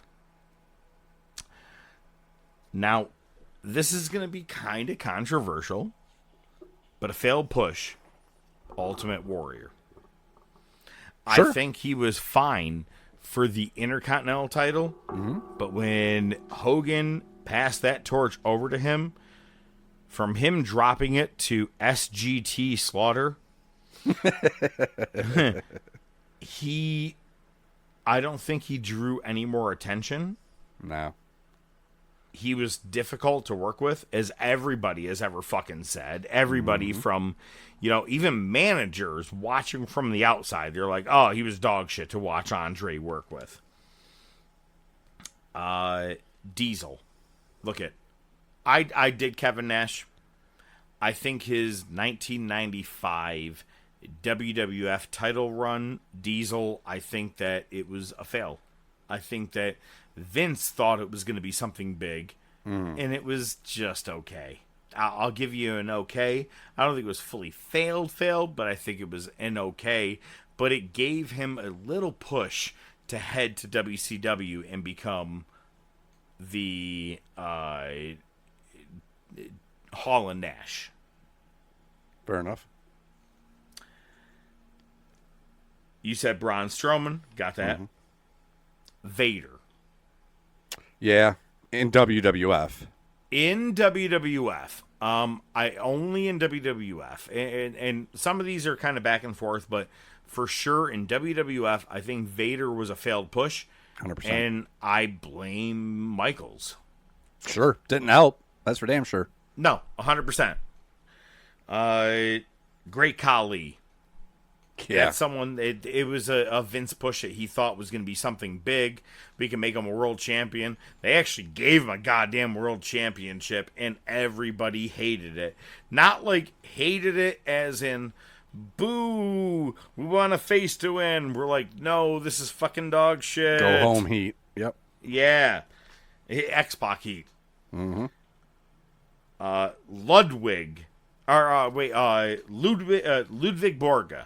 Oh, back yeah. in 1994. Yeah. They made him take Tatanka's streak. And you thought he was going to be the one that would move on. Man, he was gone before 1995 even goddamn began, if I'm not mistaken. Ooh, there's another one I just thought of. I'm wondering if he's on there. Well, it might be. Vladimir Kozlov. Huh, okay. The Russian in 2007, 2008, they put him in a bunch of world title matches to make him look like he was... it was kind of like they were pulling at the Ivan Drago kind of thing before Rusev even made it his way there. Muhammad Hassan. Yeah, I thought about putting that one on there. He, look, not to his fault in any way. I mean, the CW network was carrying SmackDown at the time, which is where him and Undertaker were having their feud. And they were like, it's too close to 9/11. We can't really have a guy doing what he's doing in this, and it sucks. And Muhammad Assad is from Syracuse. Yeah, and he's Italian. Yeah. Yep. 100%. Personally, this one for me is Shelton Benjamin. I think that they could have made him a world champion. I think it was a failed push. Once they had him going high, right in 2002 and 2003, 2004, 2005, when he was drafted over to Raw. He had great matches with Shawn Michaels, Triple H, all those guys. And they're like, all right, let's put you in our tag team. Yep. Failed push to me. Moving over to AEW for a second. And WWE. Pac. Yeah. I can't understand it. I'm not understanding how you cannot be using this guy in a major main event platform style. He can do a promo. He can go spot for spot, whether wrestling, hardcore, whatever you want.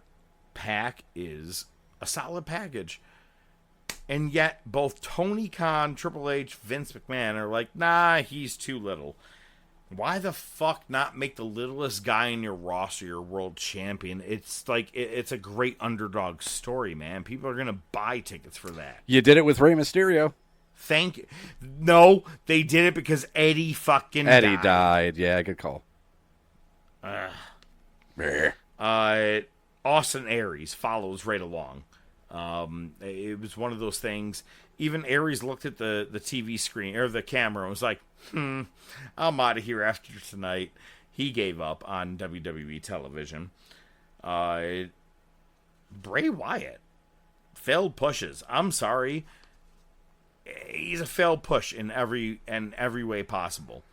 When maybe the Pee-wee's Playhouse or the Firefly Funhouse thing, it was working and doing its thing, but then they didn't follow through because Seth Rollins won by DQ in a goddamn Hell in a piling Cell the match. Entire thing on him, with the red light, right, yeah. and then as he becomes the Fiend, he loses to LA Knight in a Mountain Dew match. What the fuck? You know what I'm saying? Call. Like, they fucked this dude over. He is, I think, honestly, in the last 20-ish years, maybe more, the most fumbled wrestler and failed pushed in history. I mean, fuck. Like, he should have been too easy to deal with. Mm-hmm. Yeah. I feel like they just didn't know what to do with him. Shut your mouth and let him do what he wants. That's what you should have done. And I'm not being sarcastic, but I'm saying, like, he had a brain, he had a mind. When you got and WWE is you. And I'm saying, when you get involved, you're ruining who he is trying to make out of the Mystique. They fucked him, man. Like, that one still bothers me because, God, if that dude was still here right now, I'm curious where he would be, but I'm actually scared where he would be as well. NXT probably. He might be over in fucking TNA at this point. Ronda Rousey. Yeah. Failed push, right? Yeah. I mean, look at the only I will give you 2 times I dug Ronda Rousey. Are you ready for him? Mm-hmm. It was the interaction with Triple H, Stephanie, Rock, and Ronda at WrestleMania 31. Sure. Where she hops over the fence and gets in the ring. My second one is where she's ready to fight Triple H at WrestleMania 34. And he goes, fuck it. All right, let's go for it. Yeah, let's do it. And she punches the shit out of him. It looked good. It was well sold. It was good. From there, yep, I was done with Ronda Rousey. Everything she did she sucked, man. There was the backstage segment with Charlotte and Becky on the lead up. Okay, that with the police cars, you're Yes. right, okay? All right, you had moments, but right. Overall, her build-up, her push, nah, she did not live up to anything, man. The crowd was booing her by second or third pay-per-view. Yeah. My favorite thing was in Los Angeles, her home fucking town. She wins by DQ, and the crowd's booing her, and she's mad at the crowd. And I was like, "Yeah, you don't get the game, man. You don't understand how to do it. So fuck you." That was definitely it. Yep. Primetime Eric Watts. They tried pushing him early, and it just didn't work for him, man. In the 80s, early 90s, that's one of the bigger names that I did at least remember from then that everybody thought was going to be the next big thing, and he wasn't. He sucked. You brought up Jack Swagger. Did you bring up King Mabel? I did. You did. And you brought up Ahmed Johnson. So, man, we've gone through everybody that is on our list. The only other one was whatever... Oh, fuck, I can't remember what his name was. Prince Albert. He had a Japanese wrestling... Tatsumi, or whatever the fuck it was. He had a Japanese name. After he came back from Japan, being Saint Bernard, he came back and tried to use a different Japanese version in 2011, and it fucking failed after like a week or two. And they're like, never mind, it's just this guy again. Oh, boy. There was one that I was waiting for you to say, and you didn't. Texas Tornado. Man. I get it's a tough one. Failed push. It was just bad. It was him. It was his own demons and own issues that stopped that push. Well, man, I don't know. I got to be honest. I didn't really look at his name so much because I thought he had at least a good push for who he was while he was there, when he was there. No, fair enough. However, you're right. Could he have been pushed better if things were different? But it's funny because then you look like Hacksaw Jim Duggan, you're like, or Tito Santana, you're like, nah, man, they had a 50-50 win record all the time. Yeah. And fuck it, they were the staples of the place, and you can run with it. So I do understand what you're saying with Texas Tornado, but I wouldn't say it's a failed push. No, I think agree. It was kind of killed short. Yeah, well, no pun intended. Bro, do you think I wasn't working towards that? Come on. All right. Next week, you know what we're going to be talking about? Neither do we.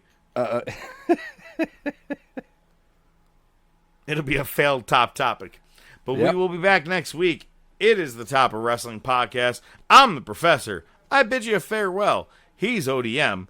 Every week, he's going to give you his final thoughts. Keep them with you deep in your heart, because to be honest with you don't know what's going to happen tomorrow. I'm also a life insurance agent. Thanks, Professor. Cut the muster emerged in American English in the late 19th century. The exact origins are debated by linguists. Mustard is a slang at the turn of the 20th century. Mustard was a slang term for something that added zest or the genuine article.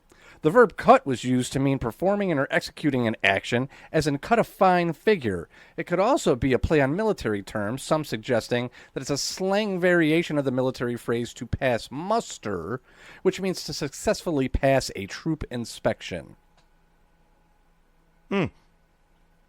I just want to have some mustard. Me too. Let's go.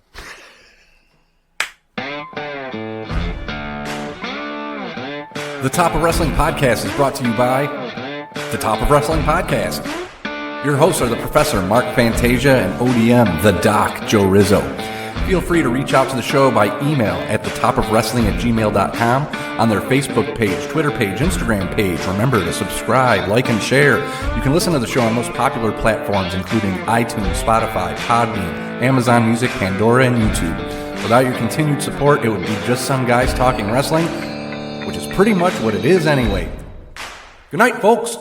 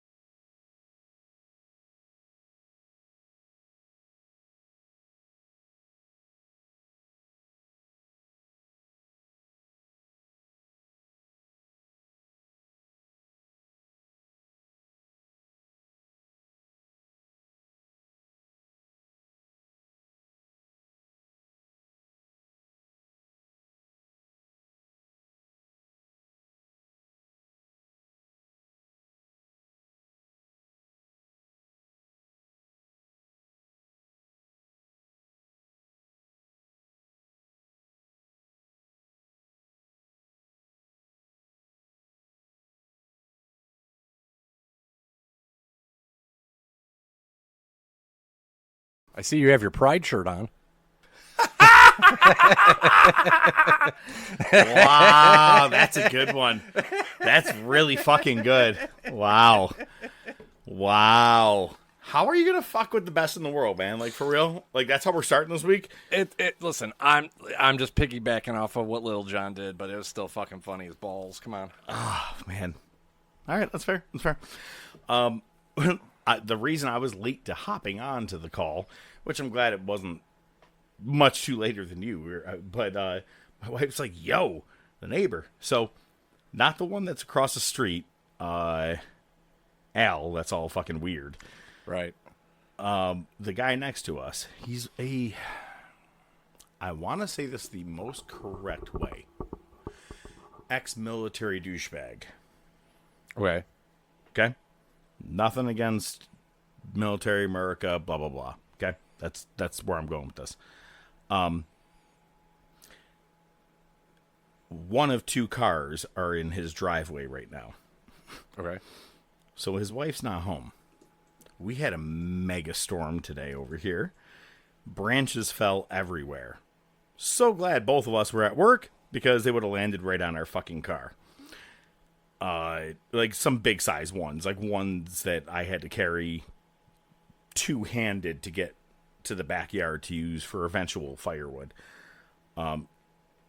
This dude is out there aggressively leaf blowing everything from the storm that happened. And he's been a cocksucker to us since day one. Won't let their dog near our dog. He doesn't want to say hi to us. I'm like, hey, he doesn't even look up. I'm like, all right, I'll get a deck too. All right.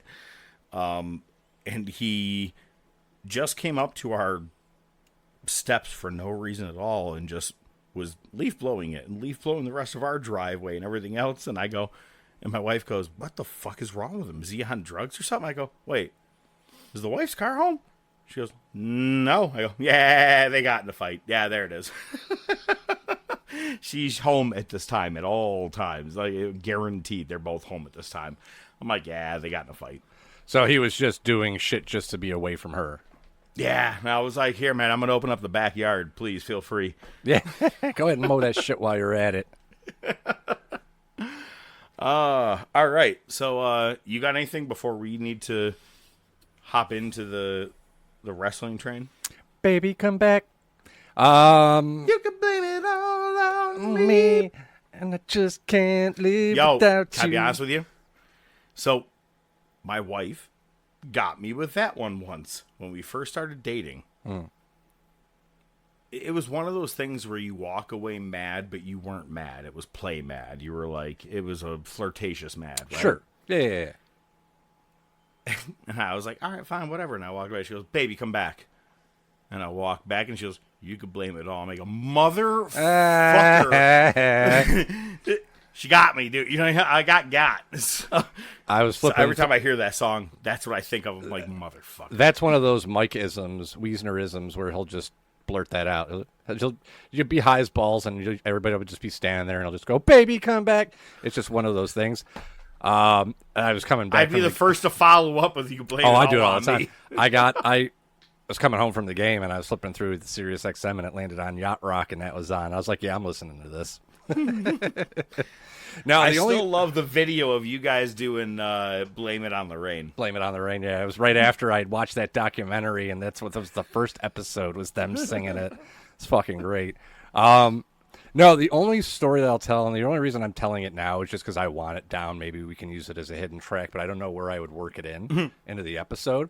We'll find out. Went and saw my parents over the weekend, and they're in Greece, and they live not too far from Shaler. So I was like, why don't I run up to Shaler's? Gives me an excuse to drive the car. Yeah. Oh, you cocksucker. Oh, I love Shaler's. Oh, yeah. Motherfucker. It was a treat for my family because being out in Holly all the way out there, it was, when we went out to Charlotte and we went to that, it was a purposeful thing, and we did Shaler's every time, and oh, I miss it. And then someone ruined it for me too as well. A guy who worked there. You see how the sausage was made, huh? Do you want to know anything, or you want to just continue to keep eating there? Yeah, let's blow by that one. You can save that one for another time. Yeah. Here's a funny one. I'll say because it won't. It's Whiskey Man's friend Tony. Used to work there. That asshole. I fucking love that you said that asshole. Yo, over internet high five. Good for you. Yeah. Hell yeah. Thank you. I never liked that guy. So I get the food. And I'm leaving. Now, leaving Shaler's, I'm taking the right because I'm going to take Island Cottage up to Latta, make a right on Latta, and then a left on the side street that goes back into their neighborhood. Okay? So I make the right, and when you make the right, Edgemere is right there. Yep. Right? And then right after that is the Char Pit. Oh, yeah. Oh, yeah. Right? Okay. So I make the right, and I see a bunch of motorcycles coming at me. And they're all turning in a Char Pit. So I'm laying off the gas. I'm kind of just coasting and waiting to hit the brake. And all of them had made the left except for two that were kind of lagging behind. So I'm like, okay, I'm just going to keep going because I have the right of fucking way. And this asshole turns left right in front of me, cuts me off, and stops right in the middle of the road so his girlfriend could make a left into the Char Pit. Oh. He looks, and then he's got, and first of all, crotch rockets. Okay? Not fucking Harleys. Crotch rockets. See, crotch rockets, I don't have respect for. When you got a Harley, I'm like, I respect you. I think you understand the rules of the road, or at least the older guys, they know their shit. So then he looks at me, and he's got the blacked out visor because he can't look me right in the face. He has to look at me through his blacked out visor so I can't see his eyes. And I put my hand up like, there you go. You're welcome. Nothing. No wave back, nothing. Just fucking goes. And I'm fucking fuming, and I'm driving back through my parents' neighborhood, and I see a sign on somebody's front lawn. Look twice, save a life. Fuck you! ODM.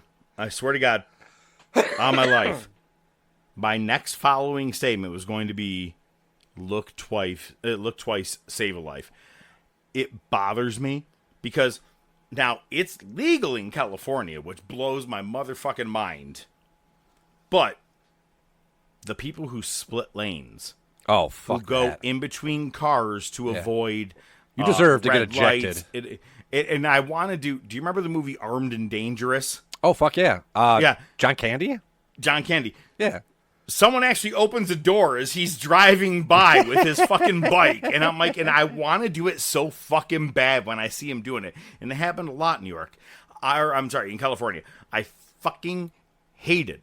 So I got to be honest with you. It sounds really fucked up, but I am tired of seeing look twice, save a life when it's only for motorcyclists, because there is a lot of reckless driving. And look at and there are your regular Harley guys like we talked about, Hell's Angels, this, that, blah, blah, blah. Your old guy bikers, look, they're fine. They know what the fuck they're doing. Mm-hmm. But your assholes, it's hard to single them out, but it's fucking annoying, and I hate that we have to worry about their life. I'm like, I want to put a sign out there with my car, be like, look twice, save a life. And it's just a picture of me with a thumbs up, be like, I want to live. Unless you're a douchebag on a crotch rocket. Otherwise, you can go, if so, go to hell. I just fucking, yeah, no, you're right. I get it, though. And it's funny because you have your brand new vehicle. Yeah. And dude, go ahead, please, go ahead. What a twat move! It was just a twat move. It's like you're just a cunt. And like I said, not even a wave, and you've got your fucking blacked out visor, so you can't even look me in the face like a real man. You're just you're a puss. I had someone cut me off recently. I had the green arrow, and they came blasting through what was officially a yellow into red. And 5 seconds, or like 2 seconds after the red, this dude still fucking tried to take a right-hand turn. No wave, no nothing. I nearly hit him. You know what I'm saying? Like, I had the right of way. But today, leaving work, I just, whatever, man, had a day, whatever you want to call it. But as I went to leave, this lady pulled out from a business that is a place 1 or 2 doors down from us, And I had the perfect moment to cut across to take my left-hand turn out of the business to be able to get to the right-hand lane. And I got there in sufficient time, no problem. And this lady laid on her horn because once she got in, she thought she could do 80 to a red light. The only reason I did it was because it's a red light. There's no rush. I'm going to be able to fucking get across here. And this bitch fucking gunned it like she was in the Daytona 500. So I got all the way across and I was fine or whatever. And she was a little bit ahead of me and she opened her window and just started screaming. And she goes, and I go, what? And she started screaming again. I go, yeah, I love you too. And then she had to fucking take a left-hand turn before I could even move on with my arrow. I was laughing myself. I was like, because I just came out of my job, so I don't want to be, like the employee that came out doing that. But when she started screaming all this shit, she's like, I go, yeah, I love you too. I would offer. What I want to do is, if I'm in a situation like that where somebody starts barking at me, I don't. Yo, wait! I have told you a story about how bad that reflected, or how it deflected on me, right? At a store. Oh, Jesus Christ! All right, bro. All right, before we go wrestling,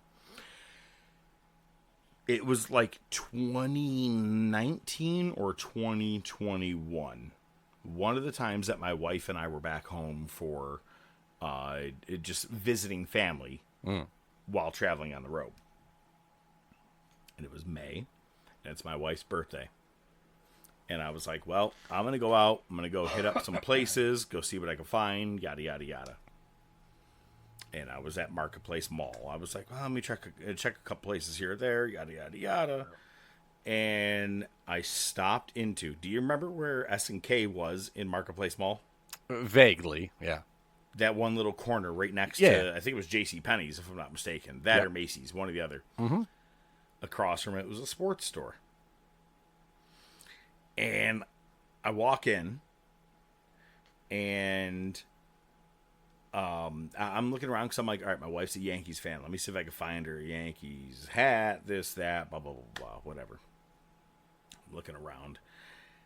And as I just start walking through, a guy behind the counter goes, can I help you?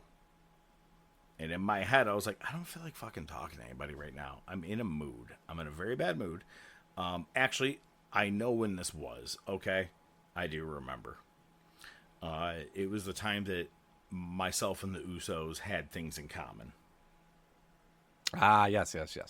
So I wasn't in a talking mood. I was just like, I just want to get some shit done. And I'm looking through. And this guy goes, can I help you?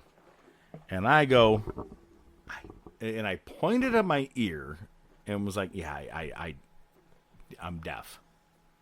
He started doing sign language to you, didn't he? That cocksucker started doing sign language to me. Like, immediately, and I'm talking like, and I literally just go, yeah.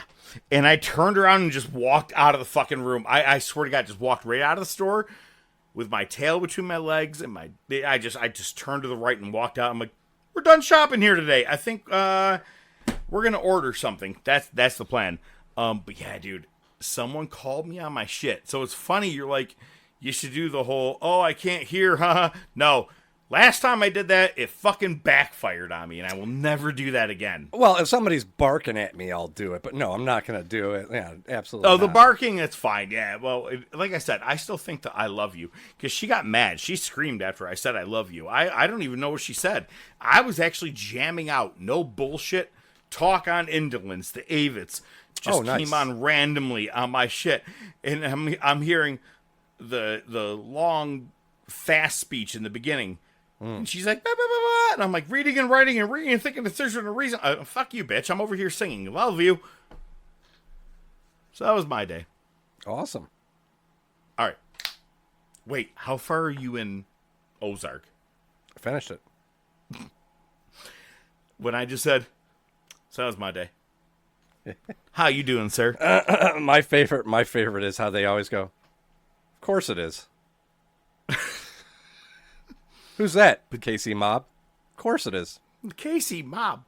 But tell me, man. Fuck, what's his name? Marty? No, the brother. Ben. The cab ride speech. I'll even rewind it. If I'm in the middle of going through the season on its own, I'm like, I'm going to do it one more time.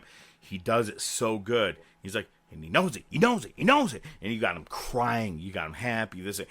I respect you in the military, man. Like, he's doing this whole thing.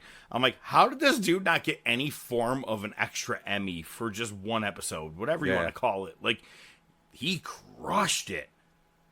Yeah, that's crazy. He was good. You really fucking blast through shit. I don't really get a chance to. Keep in mind, my job, I can't. Keep in mind, I don't even watch it.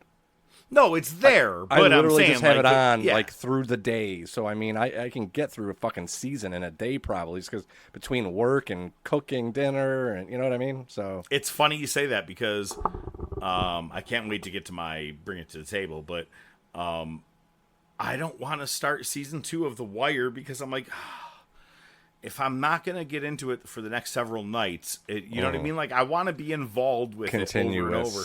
Yeah. So, like, I kind of hold off on it. So, 16 minutes of bullshit that isn't wrestling. We should get let's get started here. Wait, what was the score, by the way, of the game when you left? Dude, I think they started late. So, I mean, it was only like the end of the first inning or an inning and a half. Bro. So, there are trees down in this area. We had some big branches down. We all, at the same time at work, everybody's phone was like, boom, boom, boom, boom. The weather alert? Yeah. Yeah. It said 80-mile-an-hour destructive winds. Sweet. And the lights started flickering, and me and my one coworker were like, come on, baby. And I asked the owner, I go, is there a generator here? She goes, no. And we're like, flicker, baby, flicker, flicker, flicker, baby. Come on, let's go. Be an excuse to piss on the seat. No, he's cool. He's not the pee-pee guy. Okay. Oh, we figured it out. Oh, no, I remember. Oh, yeah.